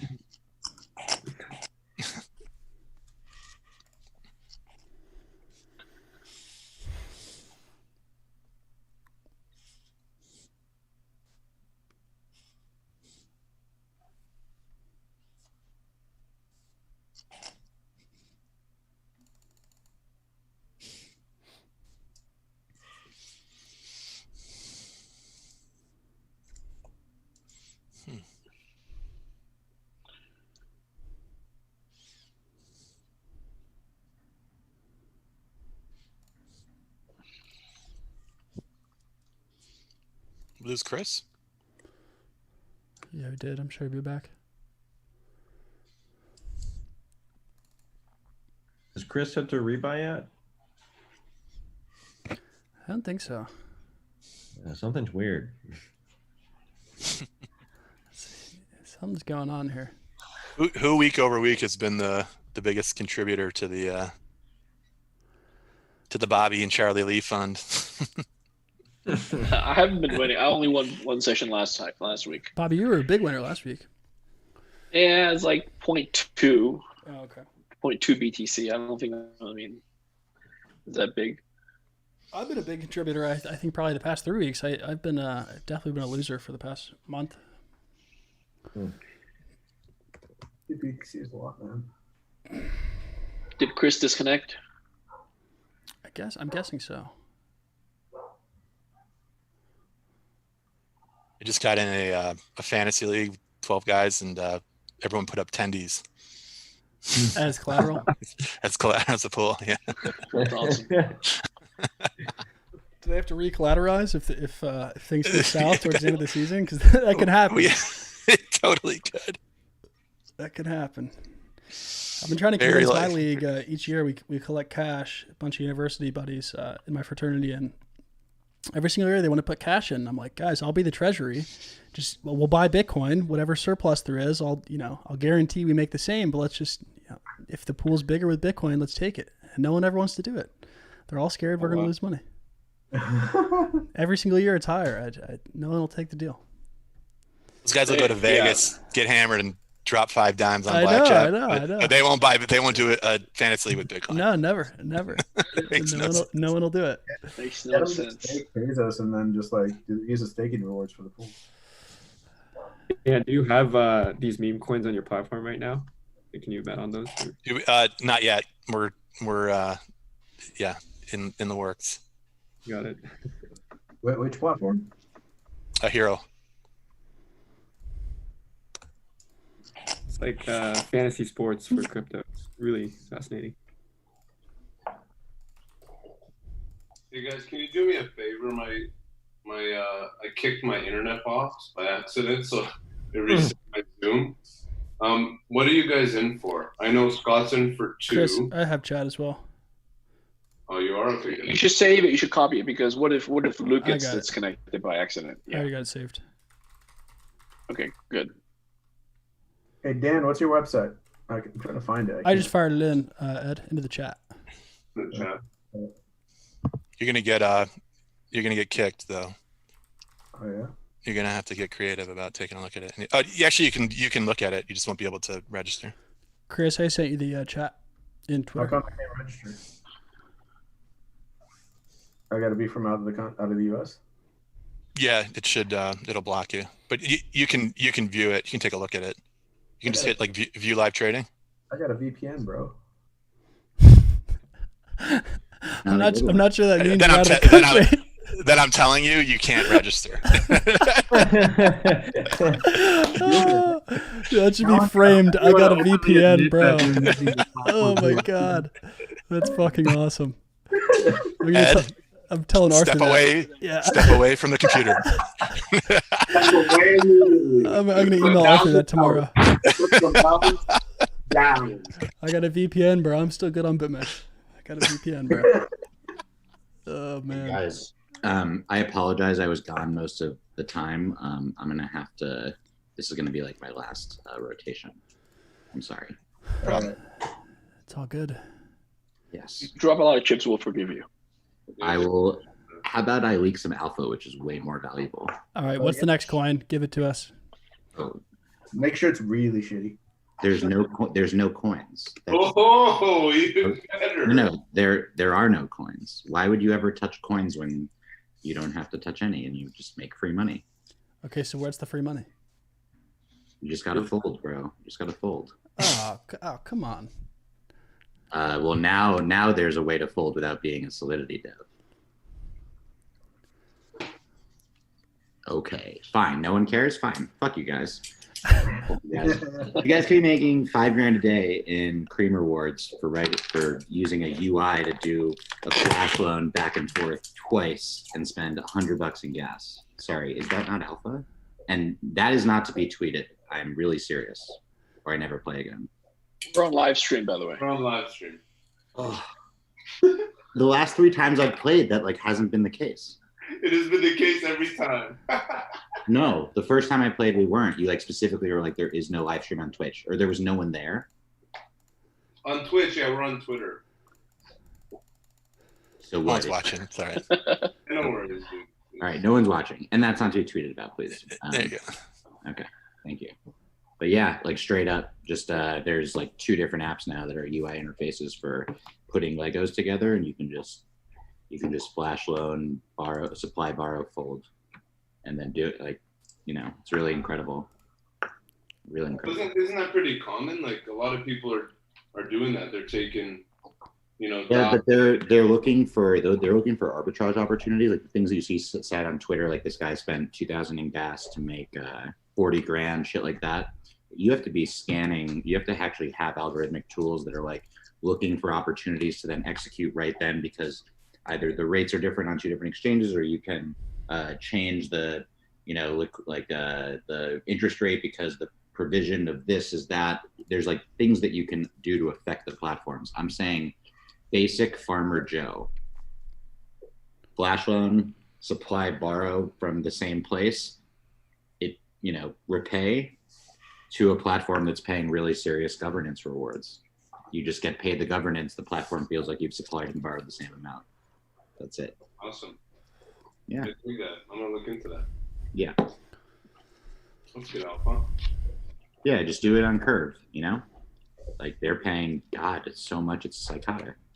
I think DeFi Dad had that YouTube tutorial on like comp 4x mining, right? Like Comp what? InstaDApp. You can do like a 4x leveraged comp mining on InstaDApp, I think, using Compound. Yeah, I think that a couple of the platforms let you do like 40x folding. I've never tried it myself. Ooh, yeah. for that type of thing. I'm not sure you can 40x fold with flash loan. I'm not really.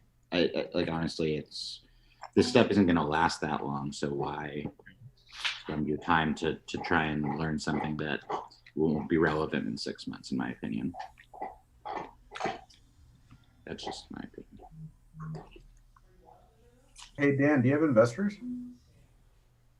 Yeah. Who are they? Not in the U.S. Let me know if any of them. If you're not comfortable, it's all good. Yeah, no, I can tell. I mean, on the equity side or the token side? Either. I'm just Both? curious. CMS an investor?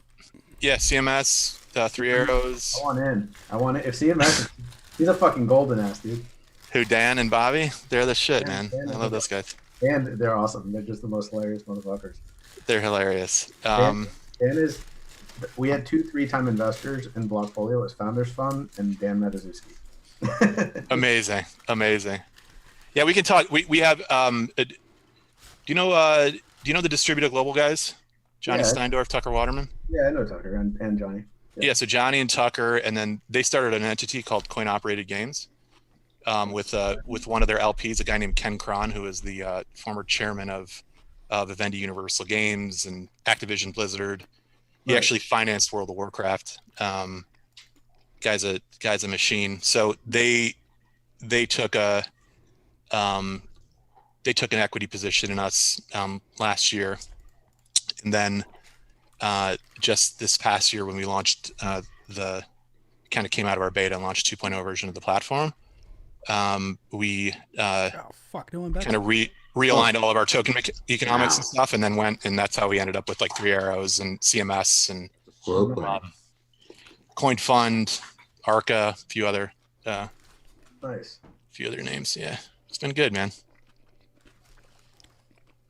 Didn't you guys announce recently a few folks as liquidity providers, like Alameda and a few others? Yeah, Alameda is in there too. Alameda, 3 Arrows, CMS, and yeah, they're all part of that liquidity producer pool.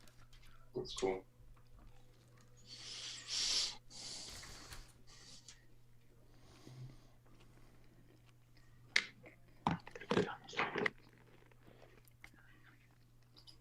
Oh, it's me. Sorry, guys.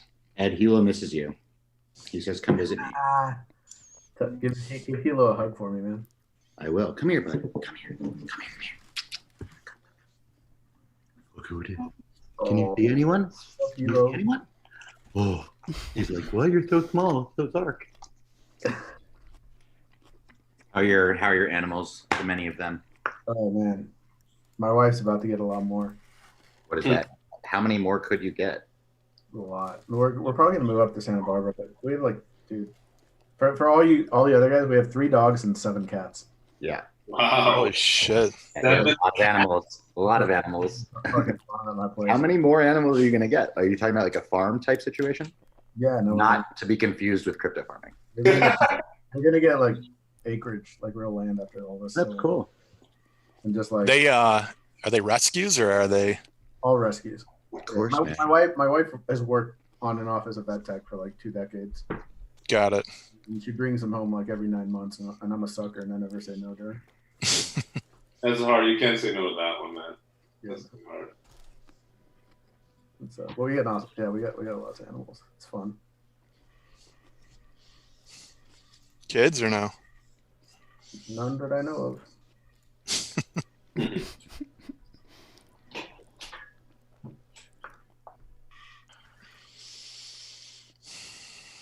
Kids isn't in the plans for us. It's just gonna be animals. It's a good strategy.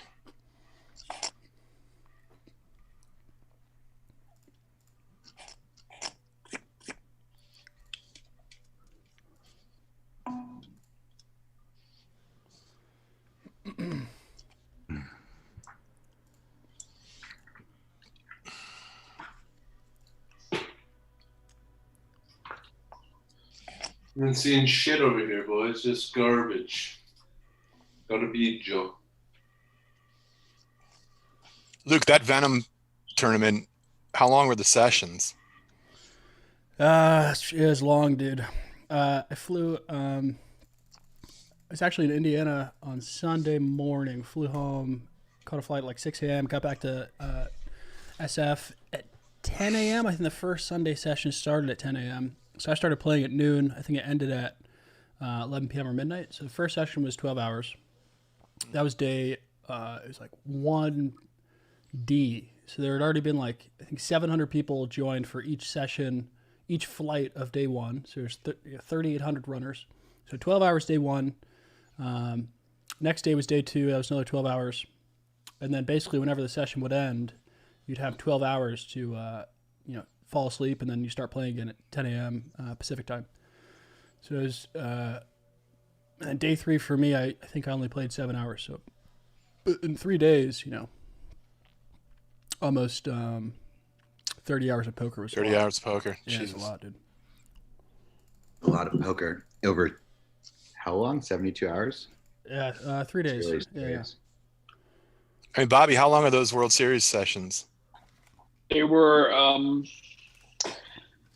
they're basically 2 hours of playing, and then you get like I think 30 minutes of rest, and there's 6 sessions a day, so it's 12 hours a day. It goes from like 10 a.m. to like 12 midnight. And then that's so each day is about 12 hours of gameplay. Dude, I've played that main event like 7 times. I've never made day 2. That thing's a beat. I fucking hate that tournament. See, but that's nice. You get 30 minutes of break with the online. Oh, it's actually 20 minutes of break. 20 minutes of break. Online, and people are you get 5 rushing to the minutes. bathroom. Yeah, you get 5 minutes online. So like, even if your bathroom's next door to your bedroom, you're still running. Like it's 5 minutes of break the whole day. It's like, it's insane. It's an endurance day for sure. I'm gonna have to bounce, but thank you for inviting me. That's it, bro. Later, man. Peace out, Jason. Yes, I will send you guys a little like Etherscan screenshot, but to the Telegram, not to Twitter. Okay, that's all right. I need to write down. Yeah, I put it in for you. Don't worry, dude. All right, it's 525 up. Yep. All right, cool. You want me to write that in the Zoom just so you're happy? Yeah, that's where I put it. I put it in the Zoom. Thank you. All right, have a good night, y'all. Ed, congratulations again. Let's catch up soon. Thanks, brother. Yeah, we'll talk soon. Bye, guys.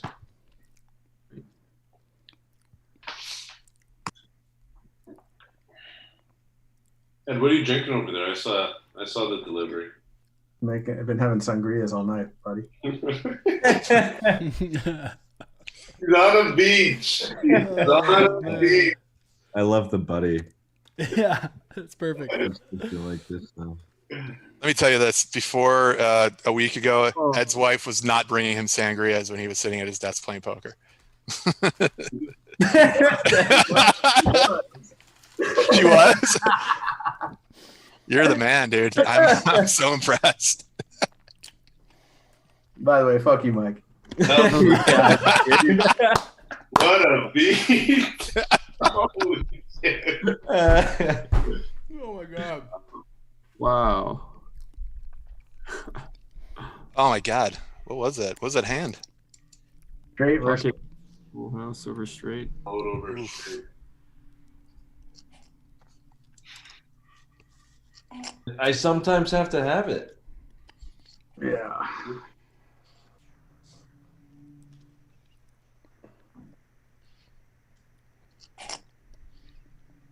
Massive bet there, Simon. He's testing you. Just huge. Bobby, you gotta call that. Come on. I think I'm raising. Too rich for me. Hold it. Ooh. 7. Smell it. That's why I fold it.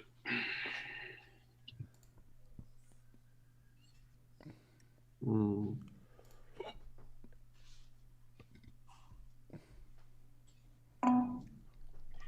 You have a flush draw? I think you have a flush draw.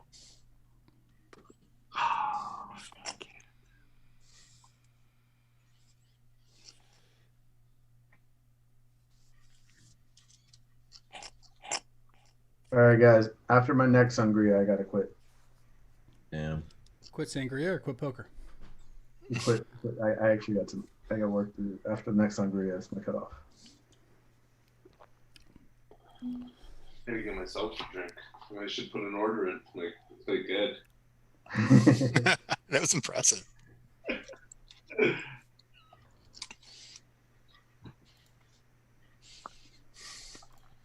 Bobby, have you played live in Vegas since like the reopening?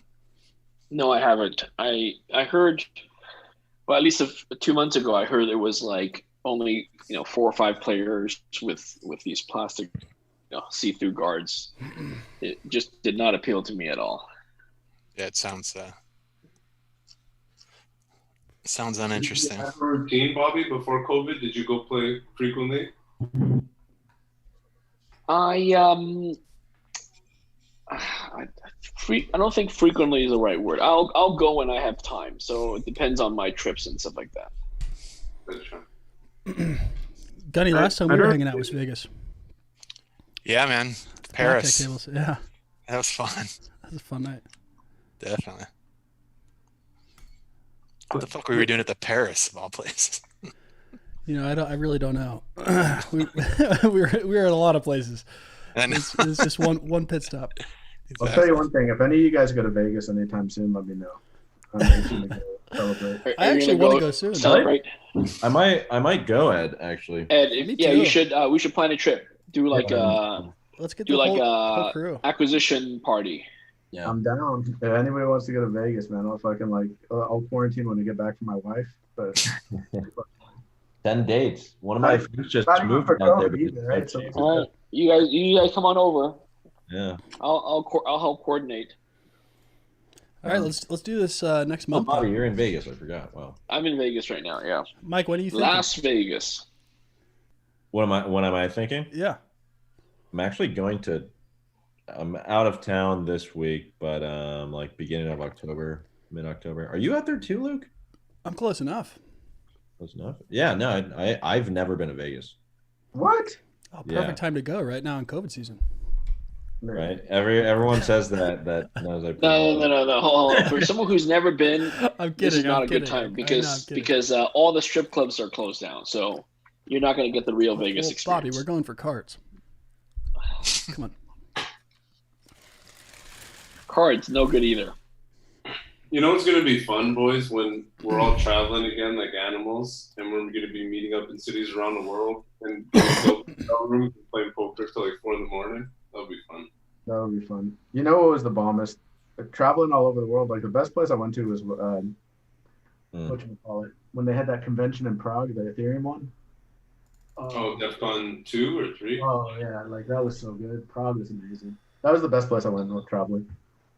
Prague. Where's Isn't it? Where's DEF CON gonna be? Next one? What is it? DEF CON 6? Last one was in Japan. That was all right. It wasn't as good. Yeah. Oh, you were in Osaka? Yeah. Yeah. I don't know if they'll do it this year. They're not doing it in 2020. They already announced it's going to be, I think 2021 might be in Buenos Aires. That could be fun. I feel like they did that definitely in like 17 or no, 6.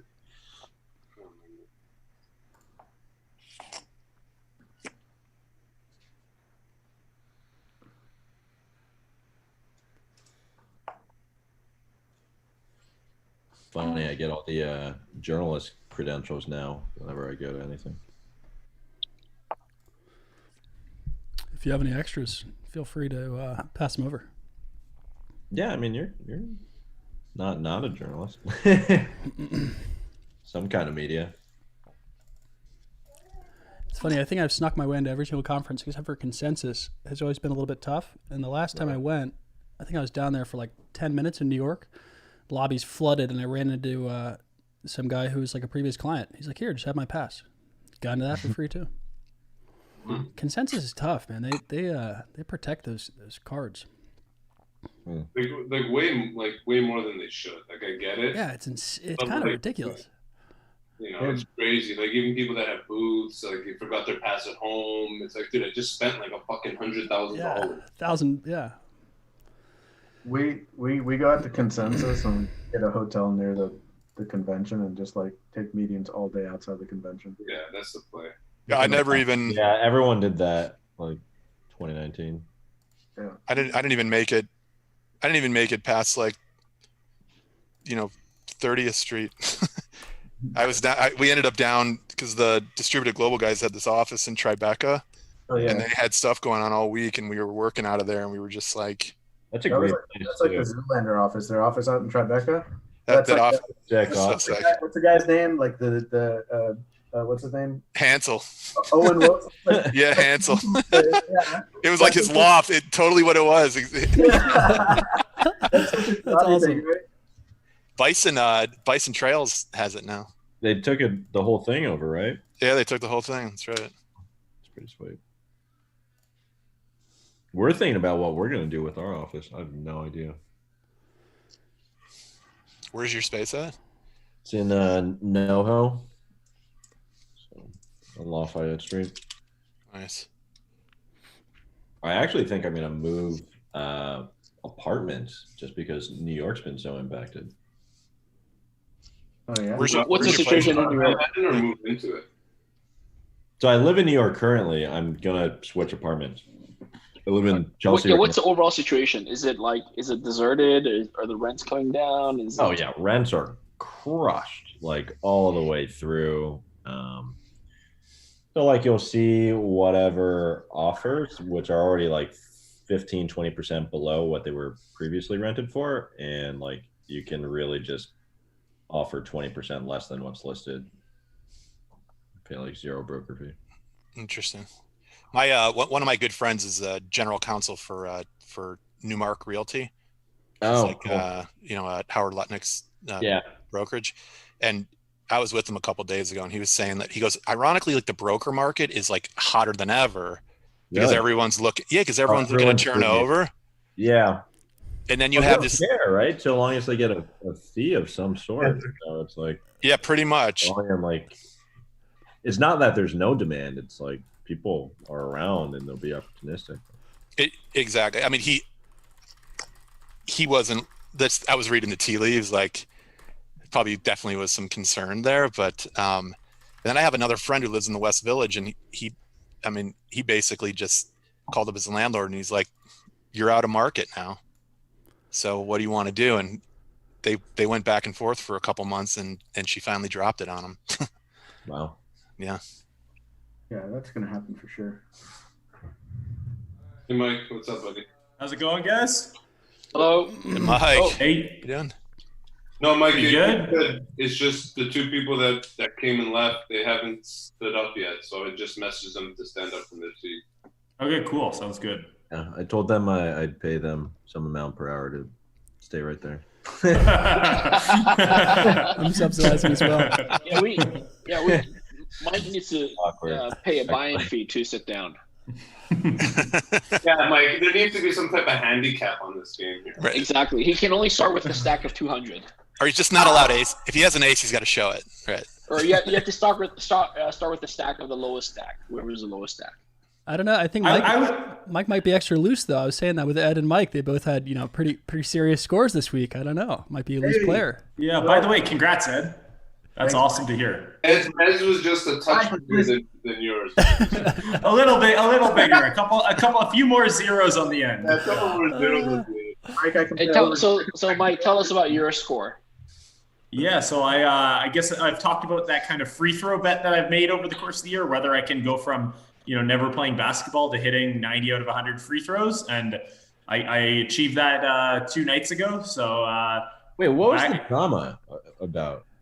Yeah, the drama. Bring it up. I'm sorry, but yeah, no. I mean, so effectively, when it started out, I had all these stipulations for what I can't do.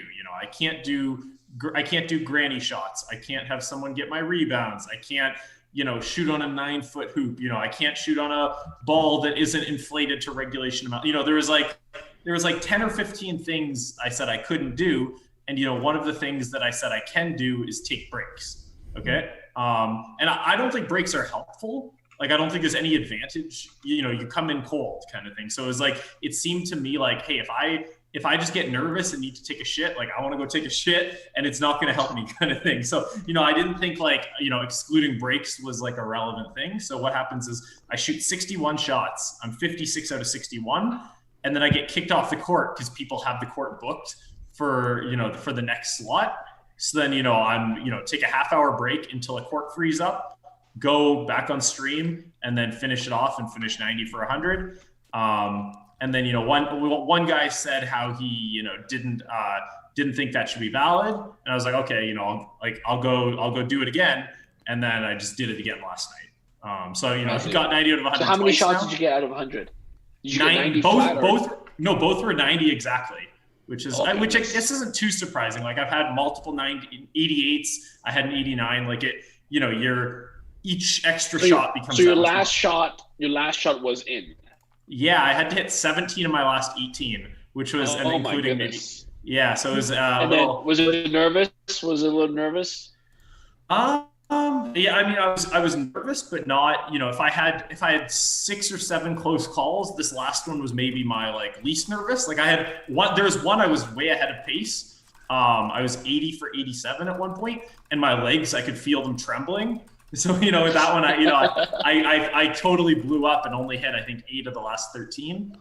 So I had some choking that happened, and then kind of each time I got closer, I got a little more sort of in the zone. Yeah, so now you can go practice for the NBA. Yeah, I mean, first I'd probably need some athleticism and strength and ability, but I have one of the 20 skills needed, I guess. Yeah, you should go play basketball. Don't play poker with us. I mean, you should totally go to the NBA or something.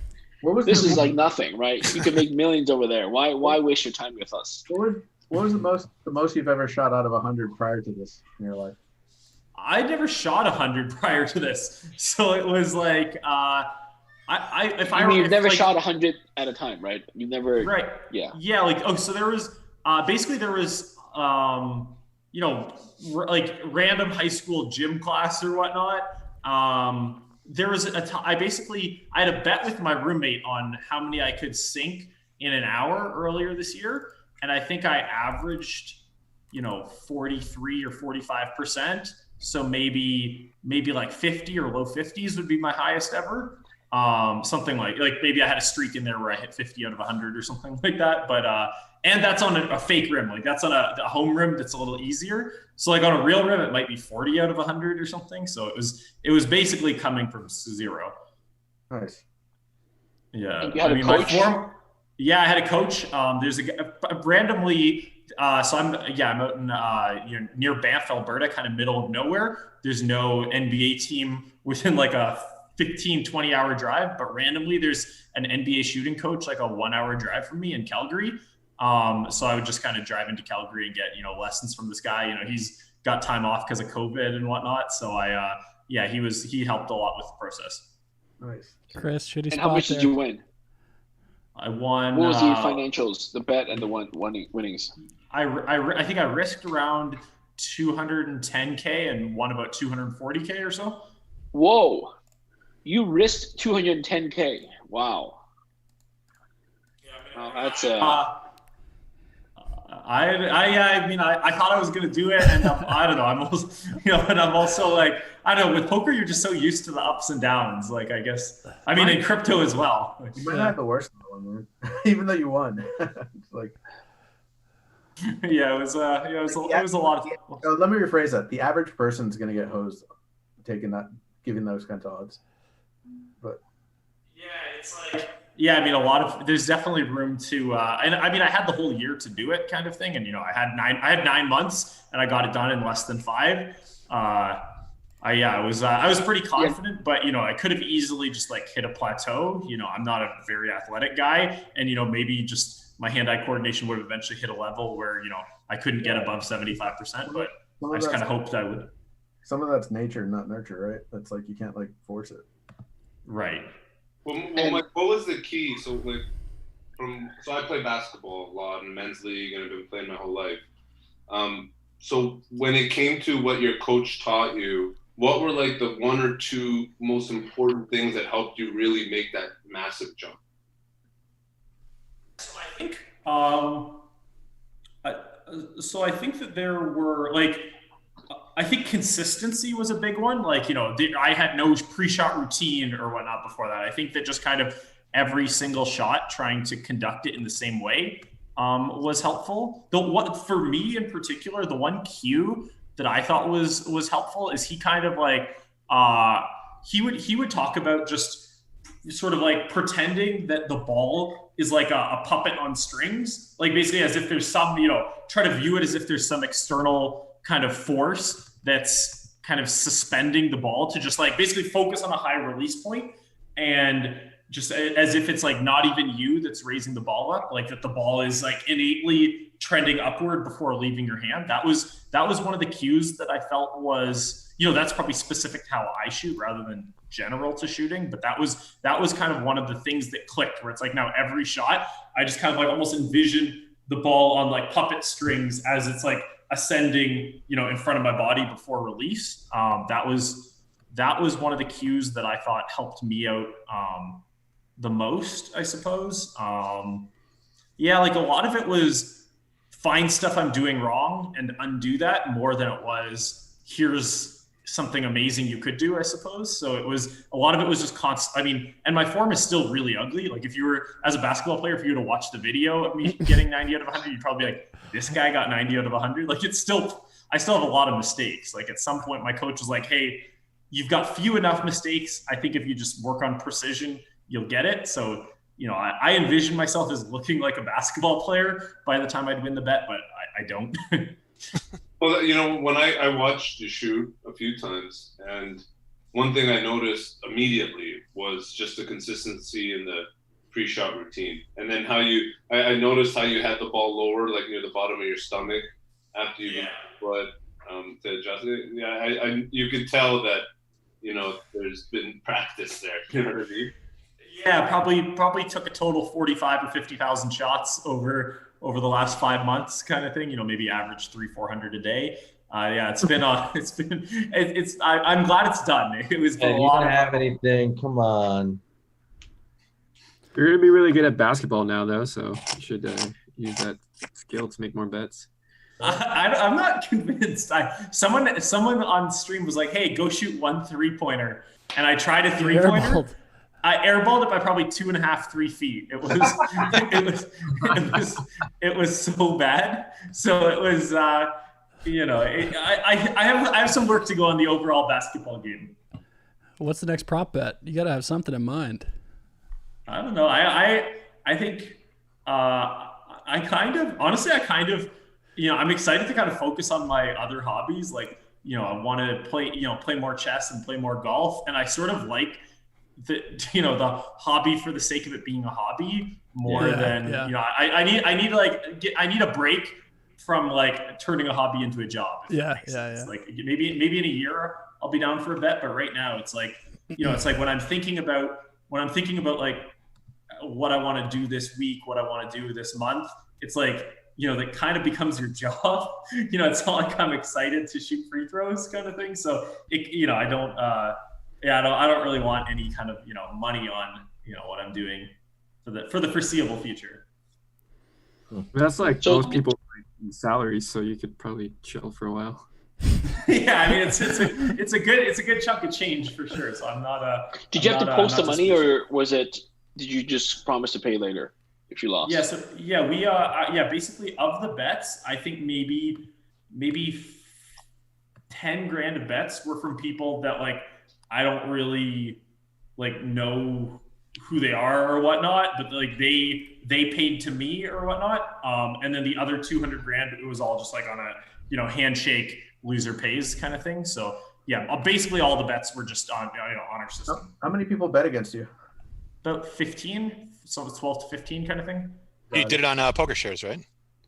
So we also had it on poker shares. Most of it was just via Twitter. Like I think the total bets placed on poker shares was 4 or 5 grand or something like that. And you actually collected all the money, like based on yeah, I haven't yet. I think maybe people have paid, I don't know, 40 or 50 grand of it so far. Like it just, I've they're all guys that I know and trust, and I've had other kind of like financial dealings with in the past. So it's kind of, I'll just probably get paid by everyone in the next day or two, and you'll see me ranting on Twitter if someone doesn't pay me or whatnot. But I think it'll be, I'm not. There's no one I'm like concerned about. What was the total winnings again? Sorry. I think it was like 240 grand. I had to tweet about it. It was like I risked 210 to win around 240. And what's the tax implication? I mean, so IRS. In Canada, gambling's not taxable. Oh, really? Yeah. So the tax implications are presumably none, but also the CRA is really bad at kind of knowing their own rules. So it's like, who knows, maybe 10 years from now or 5 years from now, I end up in like a lawsuit over this or whatnot. But right now I'm operating under the assumption that losses aren't tax deductible and winnings aren't taxable. So let me ask you. So Mike, is poker taxable? Poker winnings? No, it's not taxable in Canada. Okay. Well, I was going to say that you said gambling is not taxable, but unfortunately, what you did there wasn't gambling. It was a skills. It was a skills event. It was actually salary, right? You were paid to do that. I mean, the outcome was probabilistic. I think it's I don't know. I think it's kind of I mean, it's I would guess that there hasn't been there probably hasn't been a court case of this nature ever. Like I've gone through all Canadian gambling case law. And there are some examples of like kind of like predatory pool hustlers who will get people drunk and play pool against them who've had to pay taxes on their pool winnings.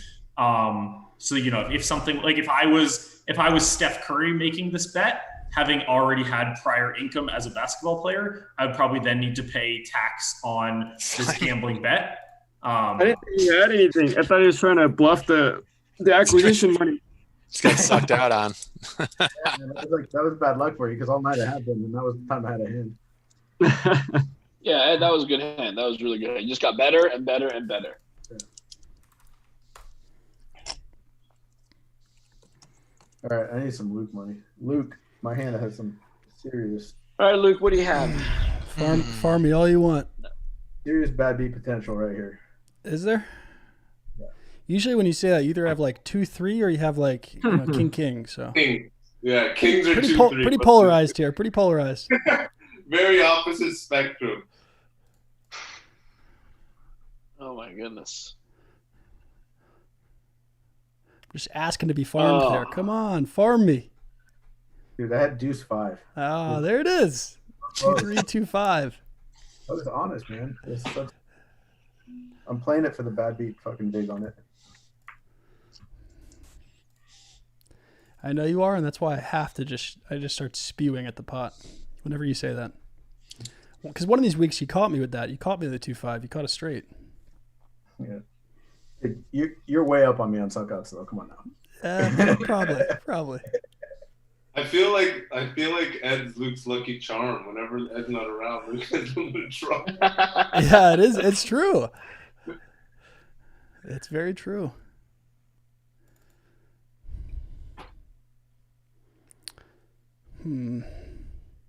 Speaking of lucky charms, Chris, I'm surprised you haven't been stacked 2 or 3 times since I sat down. Like it's weird. It's weird.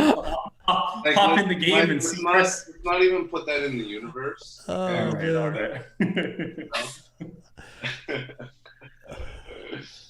Look, I know. So what happened to Peter this week? To you usually. Well, a few times, like 1 or 2 times. Usually it's you being here and other people taking the money. So Chris, what happened to Peter this week? You can make it or vacation this week. I see. With his family. Using all the poker winnings. Essentially, yeah. He lost almost 0.2 the last 2 weeks in a row. So because he stopped drinking. Yep, 0.2 each week. Plays better when he drinks. Mm-hmm. I think he might. I don't know. I think he might play better when he drinks. Got a big hand here, boys. Man, look at this pot. Look at this pot. That is a big pot. This is when if he calls. This is when donks collide. Mike's doing the math in his head right now. 1,500 more to call to win. What is it? To win 45. Not quite. 30. 39.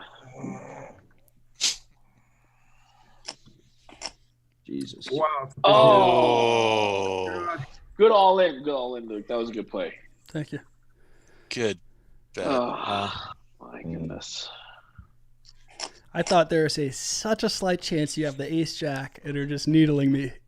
Just waiting to take my money with that call. That was going to be so sick.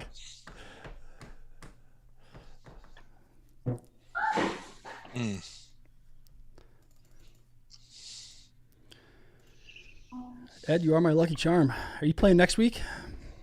Dude, I'm playing every week now. Hell yeah.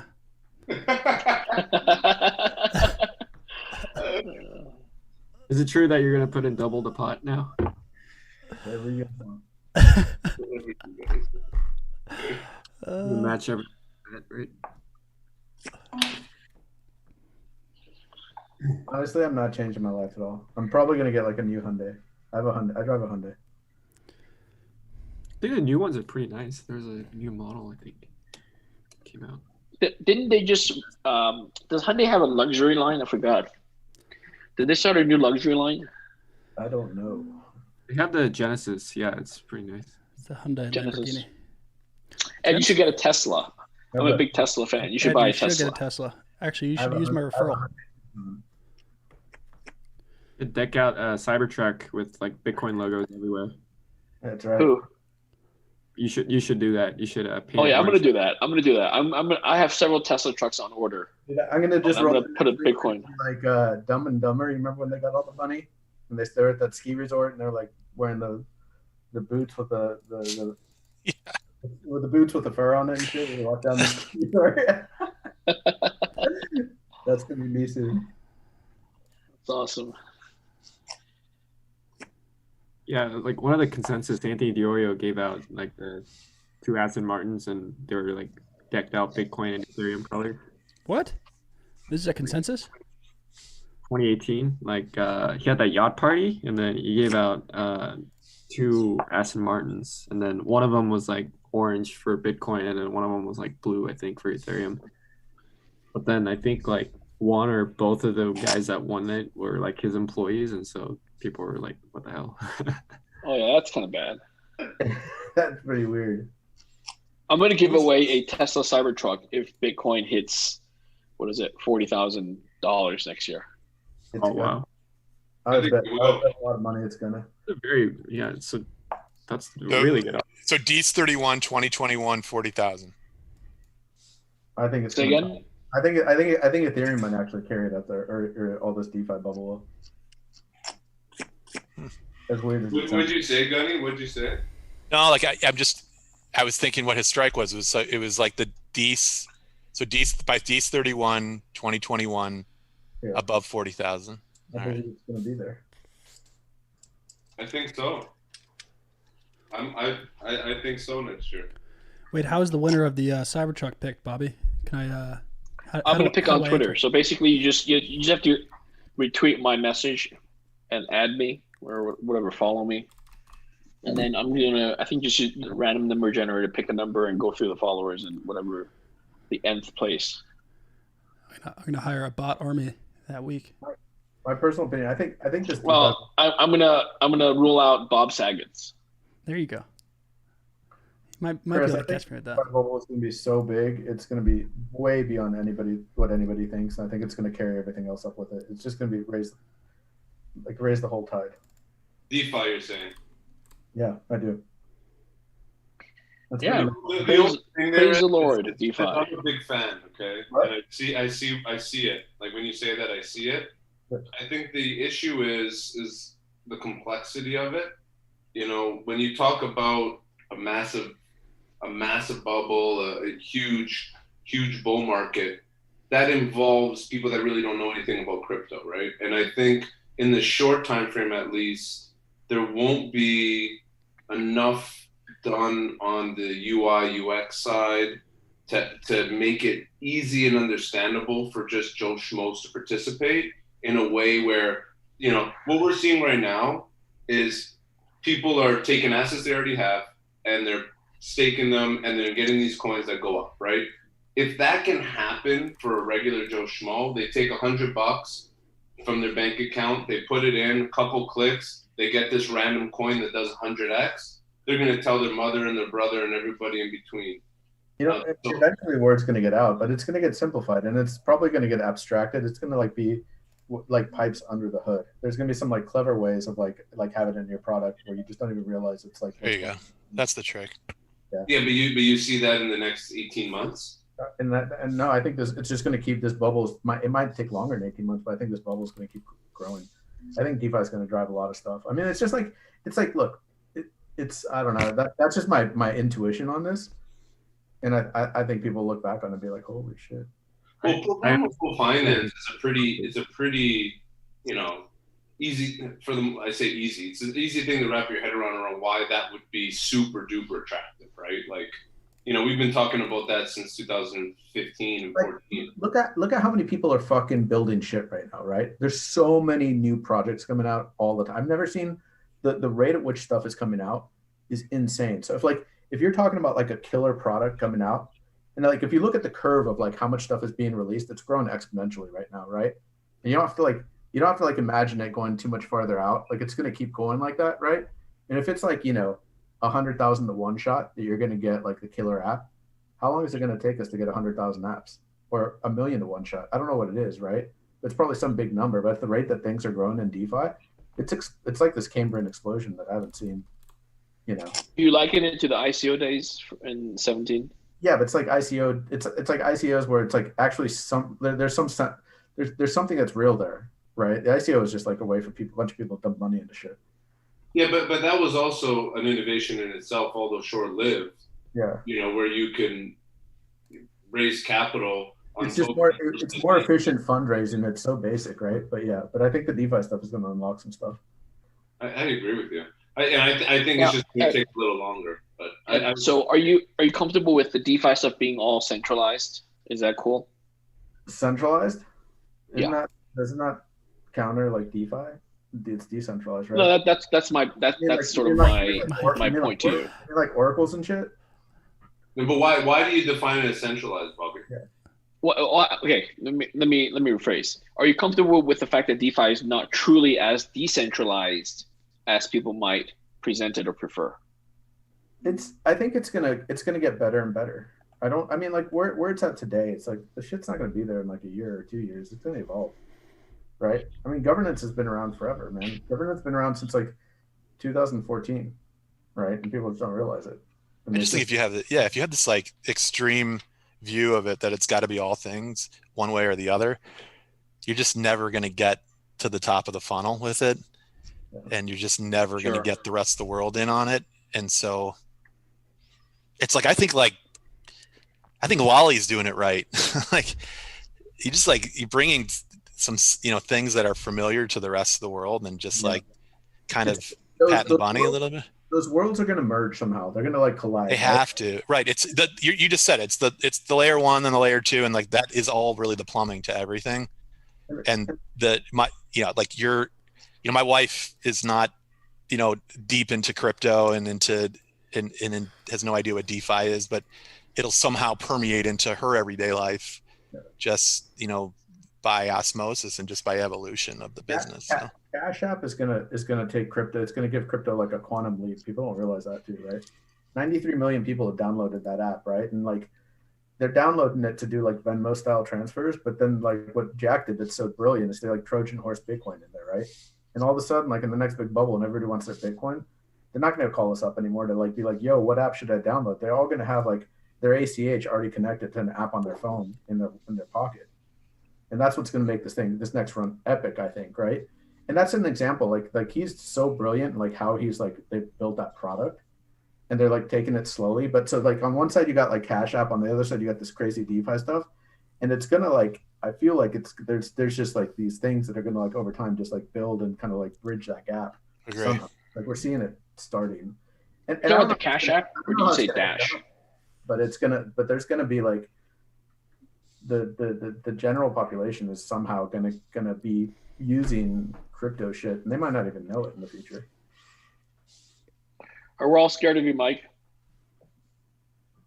Very scared. Yeah, I mean, like, and I'm talking very generally, like, but that's just like it's just like I said, it's just intuition. Like I'm just looking at the shit and like where it's going, and it excites the shit out of me, way more than 2017 did.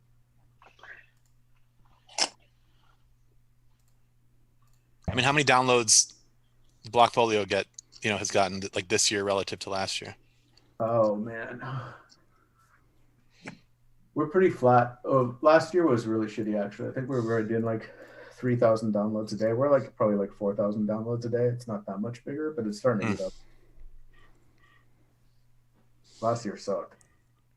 And the other problem with Blockfolio is like, I mean, we've had a lot of users, but we're not seeing like the growth like we did in the past. So like we're gonna be a still pretty solid funnel. The issue is that like in 2017, nobody had like the features that we did. We were tracking the long cryptocurrencies, right? But now you look at like wallets and Coinbase and like all exchanges, like they're all they support so many cryptocurrencies now. So it's sort of like this organically, like all these features that we had that were really novel back then. Everybody's starting to get them. So like we're probably not going to see nearly the same kind of like scale and growth this next run that we did last time. But I think we're still going to get a lot of users. Yeah. Interesting. Yeah.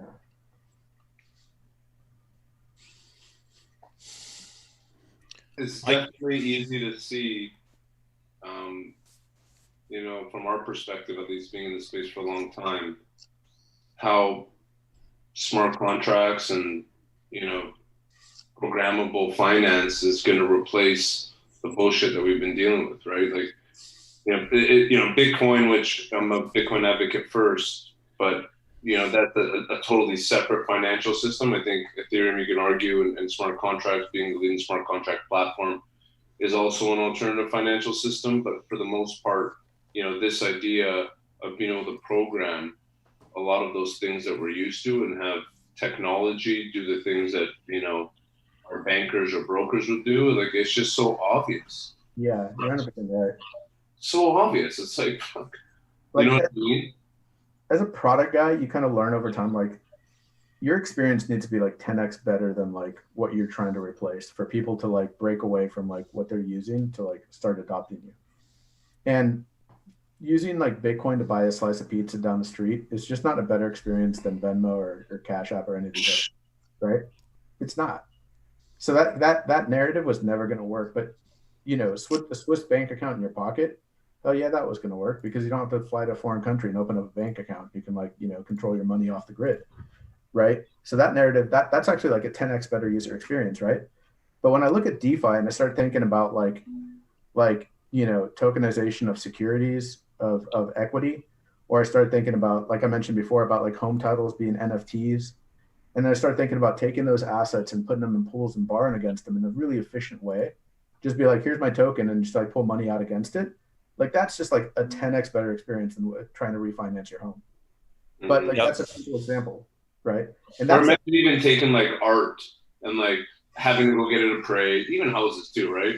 You get it appraised, you gotta, you know, deal with the bankers. The bankers, it's okay, give me your tax receipts from these years and give me your recent pay stuff. Like it's just such a fucking joke. I remember when I moved from the States and back to Canada in 2016, and I was going for a mortgage, and I made really good money in the States when I was there for 3 years.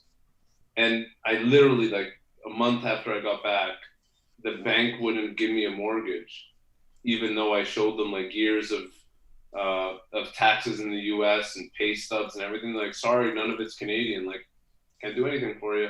Yeah. It's like, dude, you're fucking out of your mind. You know what I mean? Like, get like figure out your ability to manage and digest risk. You know? Like I don't think DeFi is going to be all these like crazy things of yield farming. That doesn't really excite me. What excites me is this idea that you're going to like, it's going to massively disrupt like, I think, the real estate industry. I think it's going to, there are specific industries it's going to massively disrupt, you know?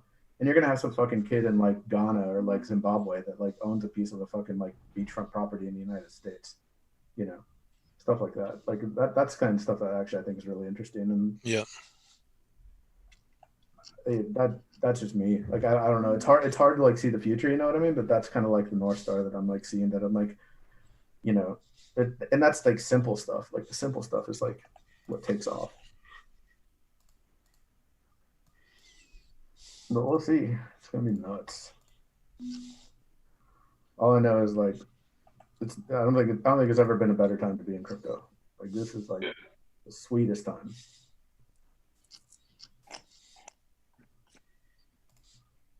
It's going to be interesting, the cast of characters that show up at crypto conferences when those things actually turn on for real. Yeah. Like imagine, right? Imagine we go through like a really big uptrend in the next couple of years. Yeah. And there's no conference, like there's not that much travel, like we're not hanging out with each other like we've done all these years. And then all of a sudden, like, we're back open, like all these random characters that are like multi-millionaires are showing up. Dude, how much money was lost in yams? $750,000. That's it? Not so much. There was 300 million locked up, but only 750,000 got stuck in one of the curve LPs. That doesn't include the people that speculated on yams and lost, I think. Yeah. Well, I mean, and also when yams went down, the whole crypto market cap probably dropped like 4 billion or something briefly, you know. So if you count stuff like that, you know, it was a signal that like, hey, maybe people are getting ahead of themselves. Yeah, that was interesting. I think that was like that was an interesting thing. There was a lot of signals there, right, that we're getting ahead of ourselves, but there was a lot of positive signals as well around appetite.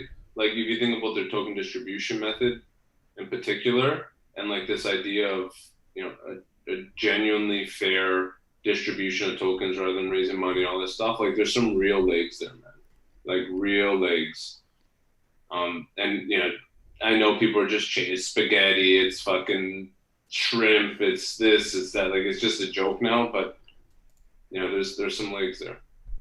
I think it's important to see these failures early, like see the $750K failure, then see the $10 million failure, then see the $100 million failure. Like I think it's interesting to see, you know, the value of the use cases, knowing that, hey, there's X% chance of earning this yield and there's Y% chance of losing 100%. And I think it's like, it's important that we have these roadblocks along the way so that we don't just like, if we get too lucky and then the Black Swan event erases like $50 billion, Yeah, it's going to be that's like such a big setback that you want the 10 million, then you want the 100 million, then you want the 1 billion. You don't want everything to go too well for too long and then have the $50 billion blow up. Yeah. This is the we're in the experiment. Like it's just we're in a.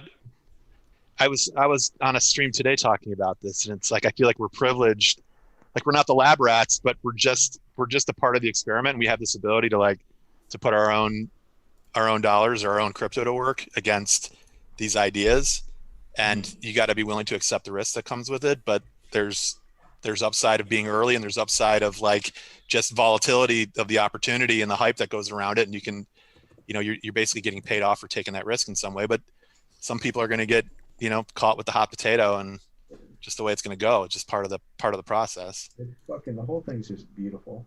It's fucking beautiful. It's ultimate degeneracy. It's the ultimate in technological advancement. It's all of it. And that's the thing, Dan. You bring up such a good point there. Like, not for nothing, and I don't care what people say. Like, we're putting our own money on the line, right? Like, you can call us degenerates and fucking all this all day, every day of the week. But like that $300 million, yeah, it's magic internet money, but it's also magic internet money that they can go to an exchange and turn into real money, quote unquote, real money. Right. Like speculation is there. It's needed in this, in this laboratory. Effectively, it's part of it's what funds it. And the nice thing too is that it's not just VC that gets to do it. It's people that can, that can throw $500 at it, and they don't have to throw half a stick at it, right? That's just that's one of the best parts about it. Yeah. And that's what's going to breed this community first approach across the board, right? Like that's the community and the ability to have real influence and have control is going to come from a lot of the things that we're seeing here. This is honestly, I know I'm like an FTX Corp guy now, but this is why I think Sam is amazing, because he's got like the brain of Vitalik. He's got these commercial sensibilities like I've never seen, and he's got a collaborative person, which I think is such an advantage to him in this space. I think he's gonna crush it. Like, nice catch. I can't wait to see like everything that happens. Loving that. Go ahead, Mike. Sorry. I'm very bullish on Sam, where it's just like I really, I've been bearish on most exchanges and most exchange operators for quite some time, and it's just like he just feels like the first guy I've seen in crypto who I think is here to stay. Like, I think Sam will be a face in crypto for 15 years, long after like CZ and Arthur Hayes are forgotten. Like, I mean, that sounds bad, but I feel like he's the real deal. And like, if in 20 years he's like top 5 richest people in the world, I won't be remotely surprised. Like, I think I'm hugely bullish on Sam. Oh, dude. I mean, when I met him and started talking to him, and we started kind of like talking the acquisition, I was just like, this is the guy. He's an effective, he's an effective altruist. He gives away so much of his money. It's insane. And he's just looking to maximize so that he can like donate his money for good causes. And that's like insane. Like, I don't know, like coming from like the poker background and then coming to like see like exchange operators, like it's just not the mentality. It's like the opposite. Yeah. I mean, the effective altruism is pretty big in poker. Like there's a lot. I take that back. I heard it is bigger now, but when I was in it in like 2005, 2006, it was not. Okay, that's fair. Yeah, that was much more of like it was a different time back then. It really sort of became more common maybe around 2011, 2012 kind of thing. Yeah, that's great. I mean, that was one of the things that really appealed to me about Sam. So, it's like, you're such an FTX corporate head now. Oh my god. Oh, dude. This is a nitty full. I'm gonna be showing the FTX every week, bro. That's why I'm coming here. You guys can be sick of it. Well, let's make FTX a sponsor then. Why don't we just make it easy? There you go. Mike, you're fully there? Oh, yeah. Oh, my God. Straight flush. Straight flush. Simon. Holy shit. Nice hand. I thought you were going to pull the same thing on me again. Oh, man. I was. Good fold. It was. I mean, I was thinking you have aces or something. I was not putting you on that. If I had, kings or something, I was going with it. Yeah. I was afraid kings, ace, queen, aces. Wow, that's a hand. I thought I was gonna get revenge on that other hand. If I had a little better, I mean, even king, queen with a diamond, and I might be going with it. Fuck.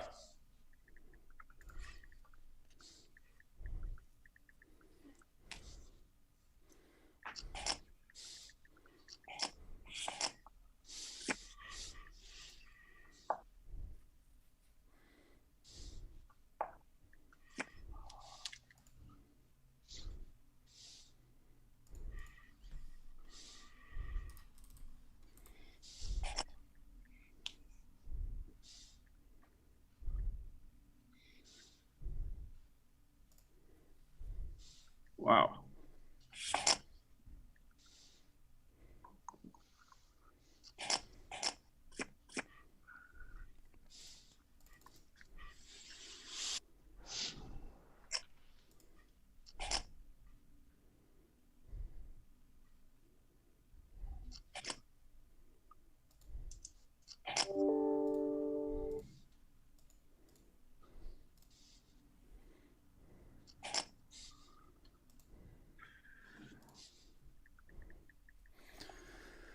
Oh, big time raise.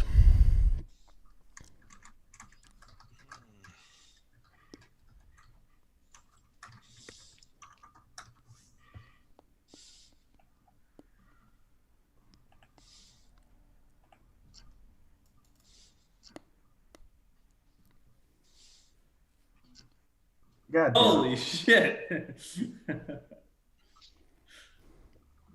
All right. I want my cards back. Fucking go, boys. See Mike, it. you didn't what? What? Oh. Oh. Go for it. I got a pair.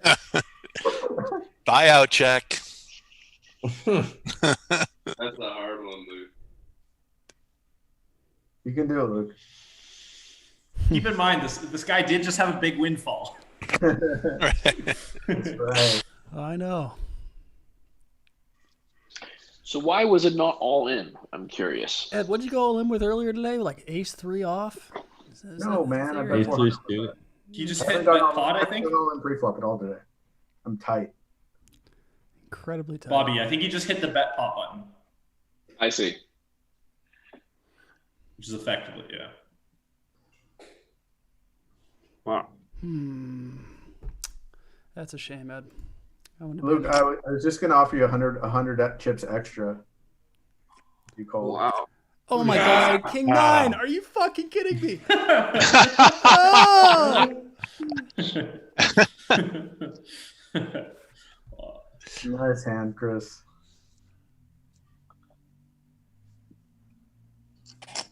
You're gonna call that with King 9? Get out of town. Just for fun. I mean, come on. I'm surprised it even got there. No one even showed an ace. that's what's sick. That's what it takes for you to win an all-in. You need it to Right? be fours and queen That's jack. what I'm saying, like Queen Jack and fours. Like that's beauty for me. When I saw those, I was loving it. I've just never seen a big pot get chipped your way, Chris. It's nice to know that there's some justice out there. Thank you, Mike. Like I really appreciate your support with that win. 150, huh, Luke? I'm just tilted from the last hand, Bobby. Don't mind me. I just don't. Luke, that way he's got to go all in every hand. You can afford it. You're right, for a few hands.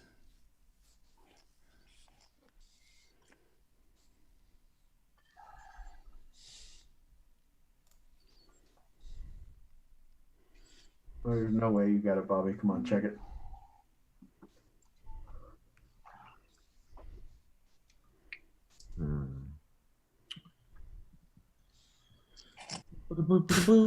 Two times in a row. Just trying to play a hand.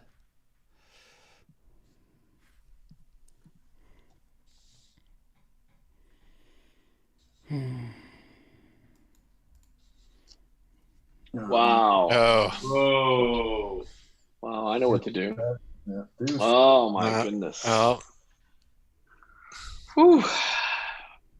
Wow. Good thing I got that out of the way. Wow. Nice hand, dude. Bobby, I was Talk just about hoping you had the Talk king. about revenge. You would have won two in a row. That would have been like a big stack. Yeah, king. I mean, that would have been pretty ridiculous. King 9 shove, but Yeah, that's par for the course here. It's usually what I do. Is this your biggest win so far, Luke? I think the first couple weeks, I feel like I had a pretty insane win, but definitely in recent 5 or 6 games. I've been down the past 3 weeks, man. Nice bet.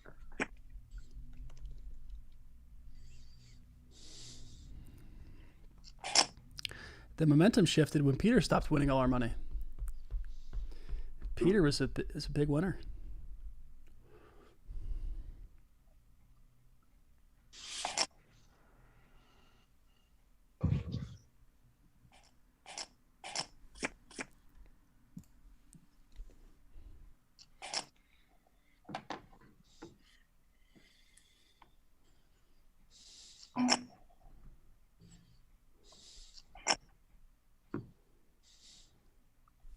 You know, that big hand on paper, I should have pushed all in instead of just calling that 400. I only had like 300 behind me, but that saved me because then Ed did the trigger for me. So.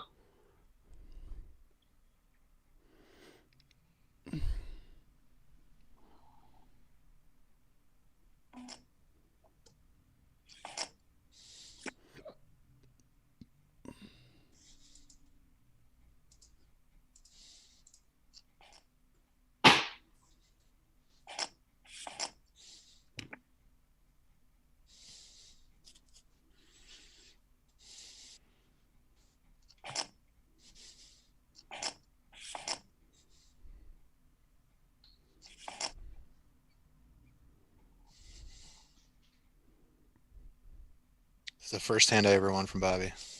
Good hand. Thanks, man. You put him on a bluff, Bobby? I put him on a bluff.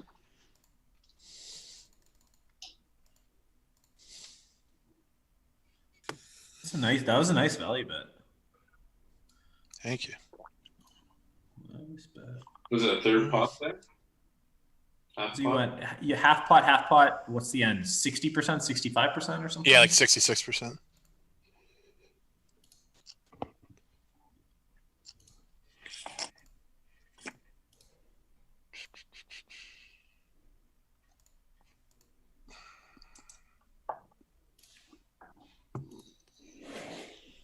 Bada boom.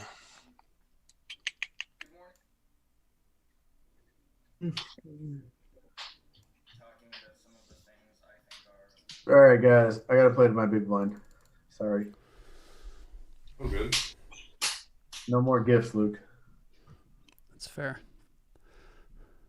That's it. He is your lucky charm, eh, Luke? I know, man. Ever since you said it, Cheers. I gotta chart that every single time Ed comes. I think I win. I gotta chart that. I gotta chart that up. Hell yeah, man. The correlation. Just fucking do the fucking Ed TNA. Yeah, exactly. I'll add a pattern to it. I'll add a head and shoulders right there. I'll draw a trend line and shit. Gunny, I don't know if you knew, but you timed out there, bud. Oh, shit. Sorry. How the fuck did I do that? All right, I'm back. Thanks, Chris. Wrong.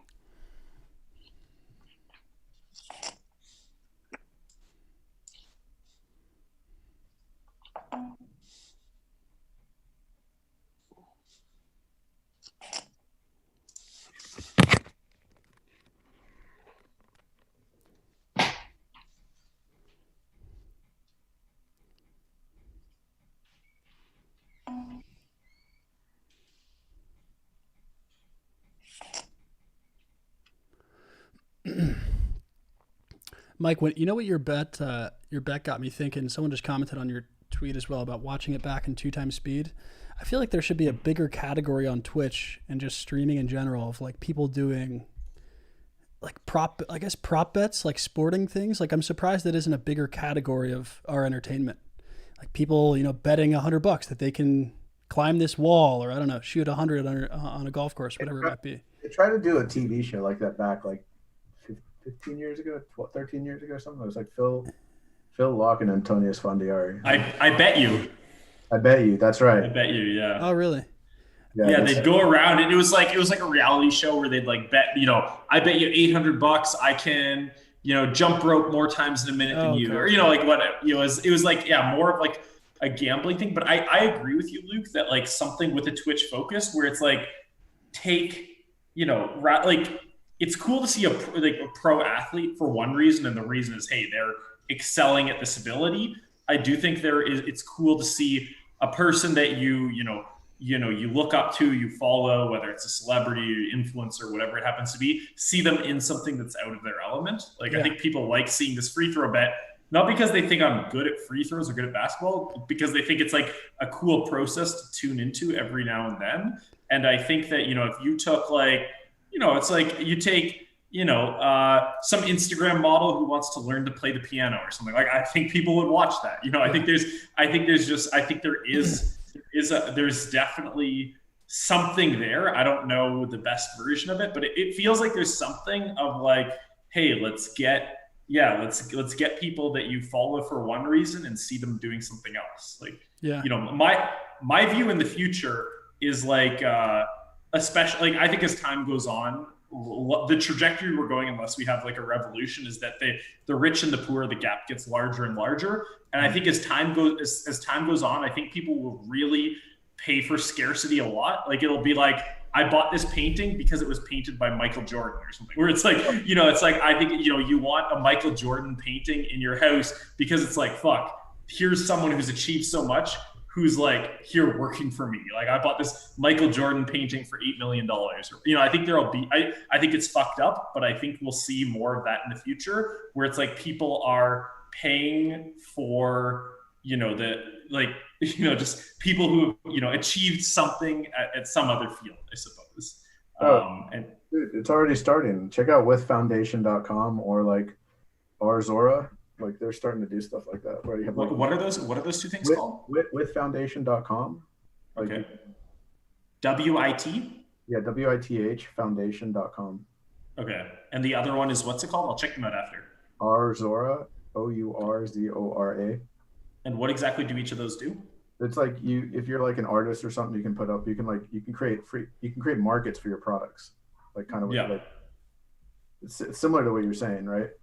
Like it's just like, and I think there's gonna be like these instant markets for things. Like, I don't know, it's kind of, I see what you're saying though, where things might be going. I think those are the closest thing I've seen to kind of what you're talking about. Yeah, and I think even in like a variety of, even in like a weirder variety of tasks where it's like, hey, here's someone who, was I don't know, a celebrity when they were 19 years old. Okay, you pay that person to be your masseuse or something. You pay $5,000 an hour to have Selena Gomez be your masseuse, or whatever, like 20 years after her prime. Like I think there will be a weird dynamic going forward. How low will Selena Gomez's self-esteem be if she's a masseuse? Yeah, this sounds actually like, don't want her around me at that point, bro. Yeah, this sounds like a weird business going on. Example threw off. I don't know where I don't know. Mike. I don't know. Mike, I think that's already happening. Is that red wine you're drinking? Yeah, it's red wine. Yeah, I don't know. I think the world is like, I don't know. Basically, I think the way money functions is kind of stupid, and seeing these scarcity-based resources, seeing sports cards going up in value, and a lot of these things that are happening, I feel like the disparity is going to get, more likely we just have a revolution kind of thing, and the poor kill the rich kind of thing. But if we don't have that, I feel like we're moving in a weird direction. Is my take. Yeah. So you're a fan of NFTs? Sorry, two people are talking at once. Are you a fan of NFT? What's NFT? Non-fungible tokens. what Scarce resource. It's like if you could prove Selena Gomez, if the person giving you a massage was actually Selena Gomez, this token would give you the proof. I mean, that's a bad I example. don't really understand how that works. Bobby, what's a better? Let's let that one die. Let's let that example never be spoken again. Okay, fair. Yeah, we're done. We're done. That was a bad example. I was intentionally trying to come up with a bad example. It would actually be. It might be a better example if you post it on Twitter right now. Well, I'm gonna get canceled. I'm gonna get canceled if I do that. I can't do that. No, it's as if like everyone. I'm gonna get out. Simon, Ed, congrats again. Yeah. Peace. Bye, Ed. Yeah, Take care, man. Yeah, nice to meet you, man. We'll talk soon. But Mike, an NFT in reality, it's as if you had an ERC20, you could distinguish your ERC20 from everyone else's. So it's unique in some sense. So like you could like pay baseball for, cards. Yeah, you could like pay for a painting Yes. or a baseball card, and your ERC20 is, even though it's the same kind of token as someone else's, there's only one of those, and you can actually prove you're the only owner of that with your private key. So an example, Mike, is Wax, WAX. Check them out. I actually own Wax, but I don't know what it does. There you go. I mean, I probably have 150 currencies that I don't know what they do, but I do own Wax. Okay, so Wax is a marketplace for non-fungible tokens, and they just did a couple of releases. One that they sold out in minutes. So they'll say, okay, we're making a limited edition, only 100 versions of this digital Joe Exotic baseball card. Okay. In collaboration with Topps. So they'll do a deal with Topps. Yep. And then to actually buy that, there's all this crypto stuff that you do to actually exchange it. But what you actually get is a token. And that token proves that it's actually one of those 100 because they were minted, and you could track it on the Wax blockchain and so forth, or whatever chain they run on. And then when you go and sell it on the secondary market, which is just a token exchange again, they'll be able to prove that that's actually authentic. That's what it is. Okay, so then to answer the question of do I like these tokens, I would say I like the concept of the tokens. I would guess that, let's say there's 50 projects doing this or whatnot. I would guess in practice, I probably dislike a large majority of them. But I think that if someone does this well and it makes sense, I think it's a great idea. So I think, I have no idea if that's Wax or if that's someone else or if no one's doing a version that I would like yet, but I like the concept.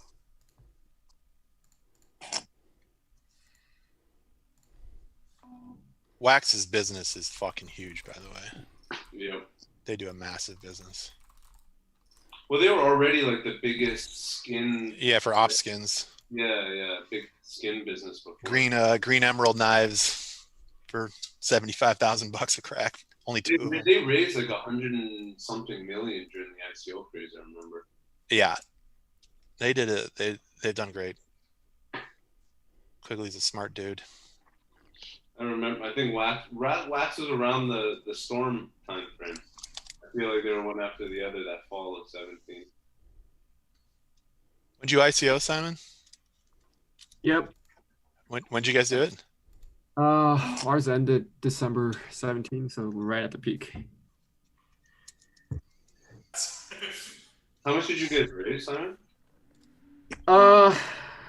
Enough, but we had some difficulty with the ICO firm that we were using. Yeah. What firm were you using? I can't really disclose too much, but that's out there. We didn't end up getting a lot of the funds because. Wow, that's brutal. Wait, isn't they kept a percentage of your raise, or they like literally stole your funds? Can't disclose too much. I got you. Yeah. Luke, it's out there. Never mind. Okay. You can read about it. Yeah. Good I asked.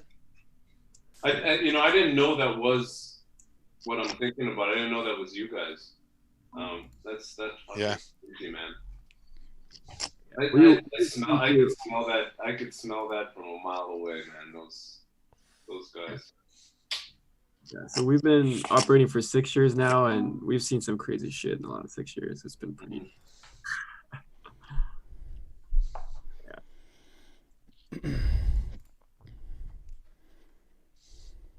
This industry is wild. Well, I can tell you that I was a participant in your ICO, so I supported those guys.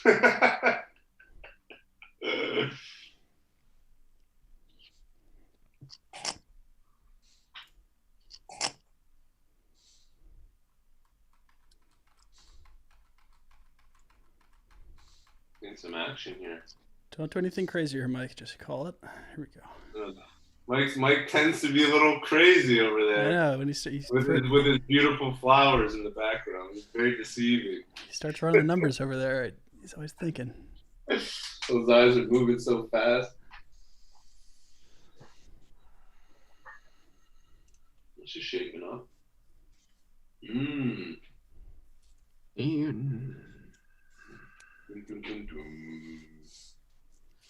Degen hat engage. Well, even Simon's thinking about taking a bite out of this. 3 behind. 2 behind.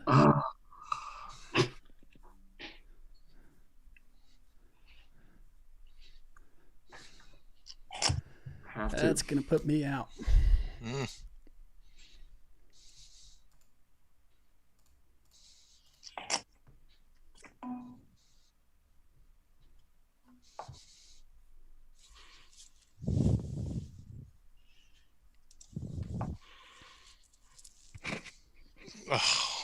Oh boy. Yeah, I had a straight draw and a high pair, so it's tough to resist. You had the high pair there with the Ace jack.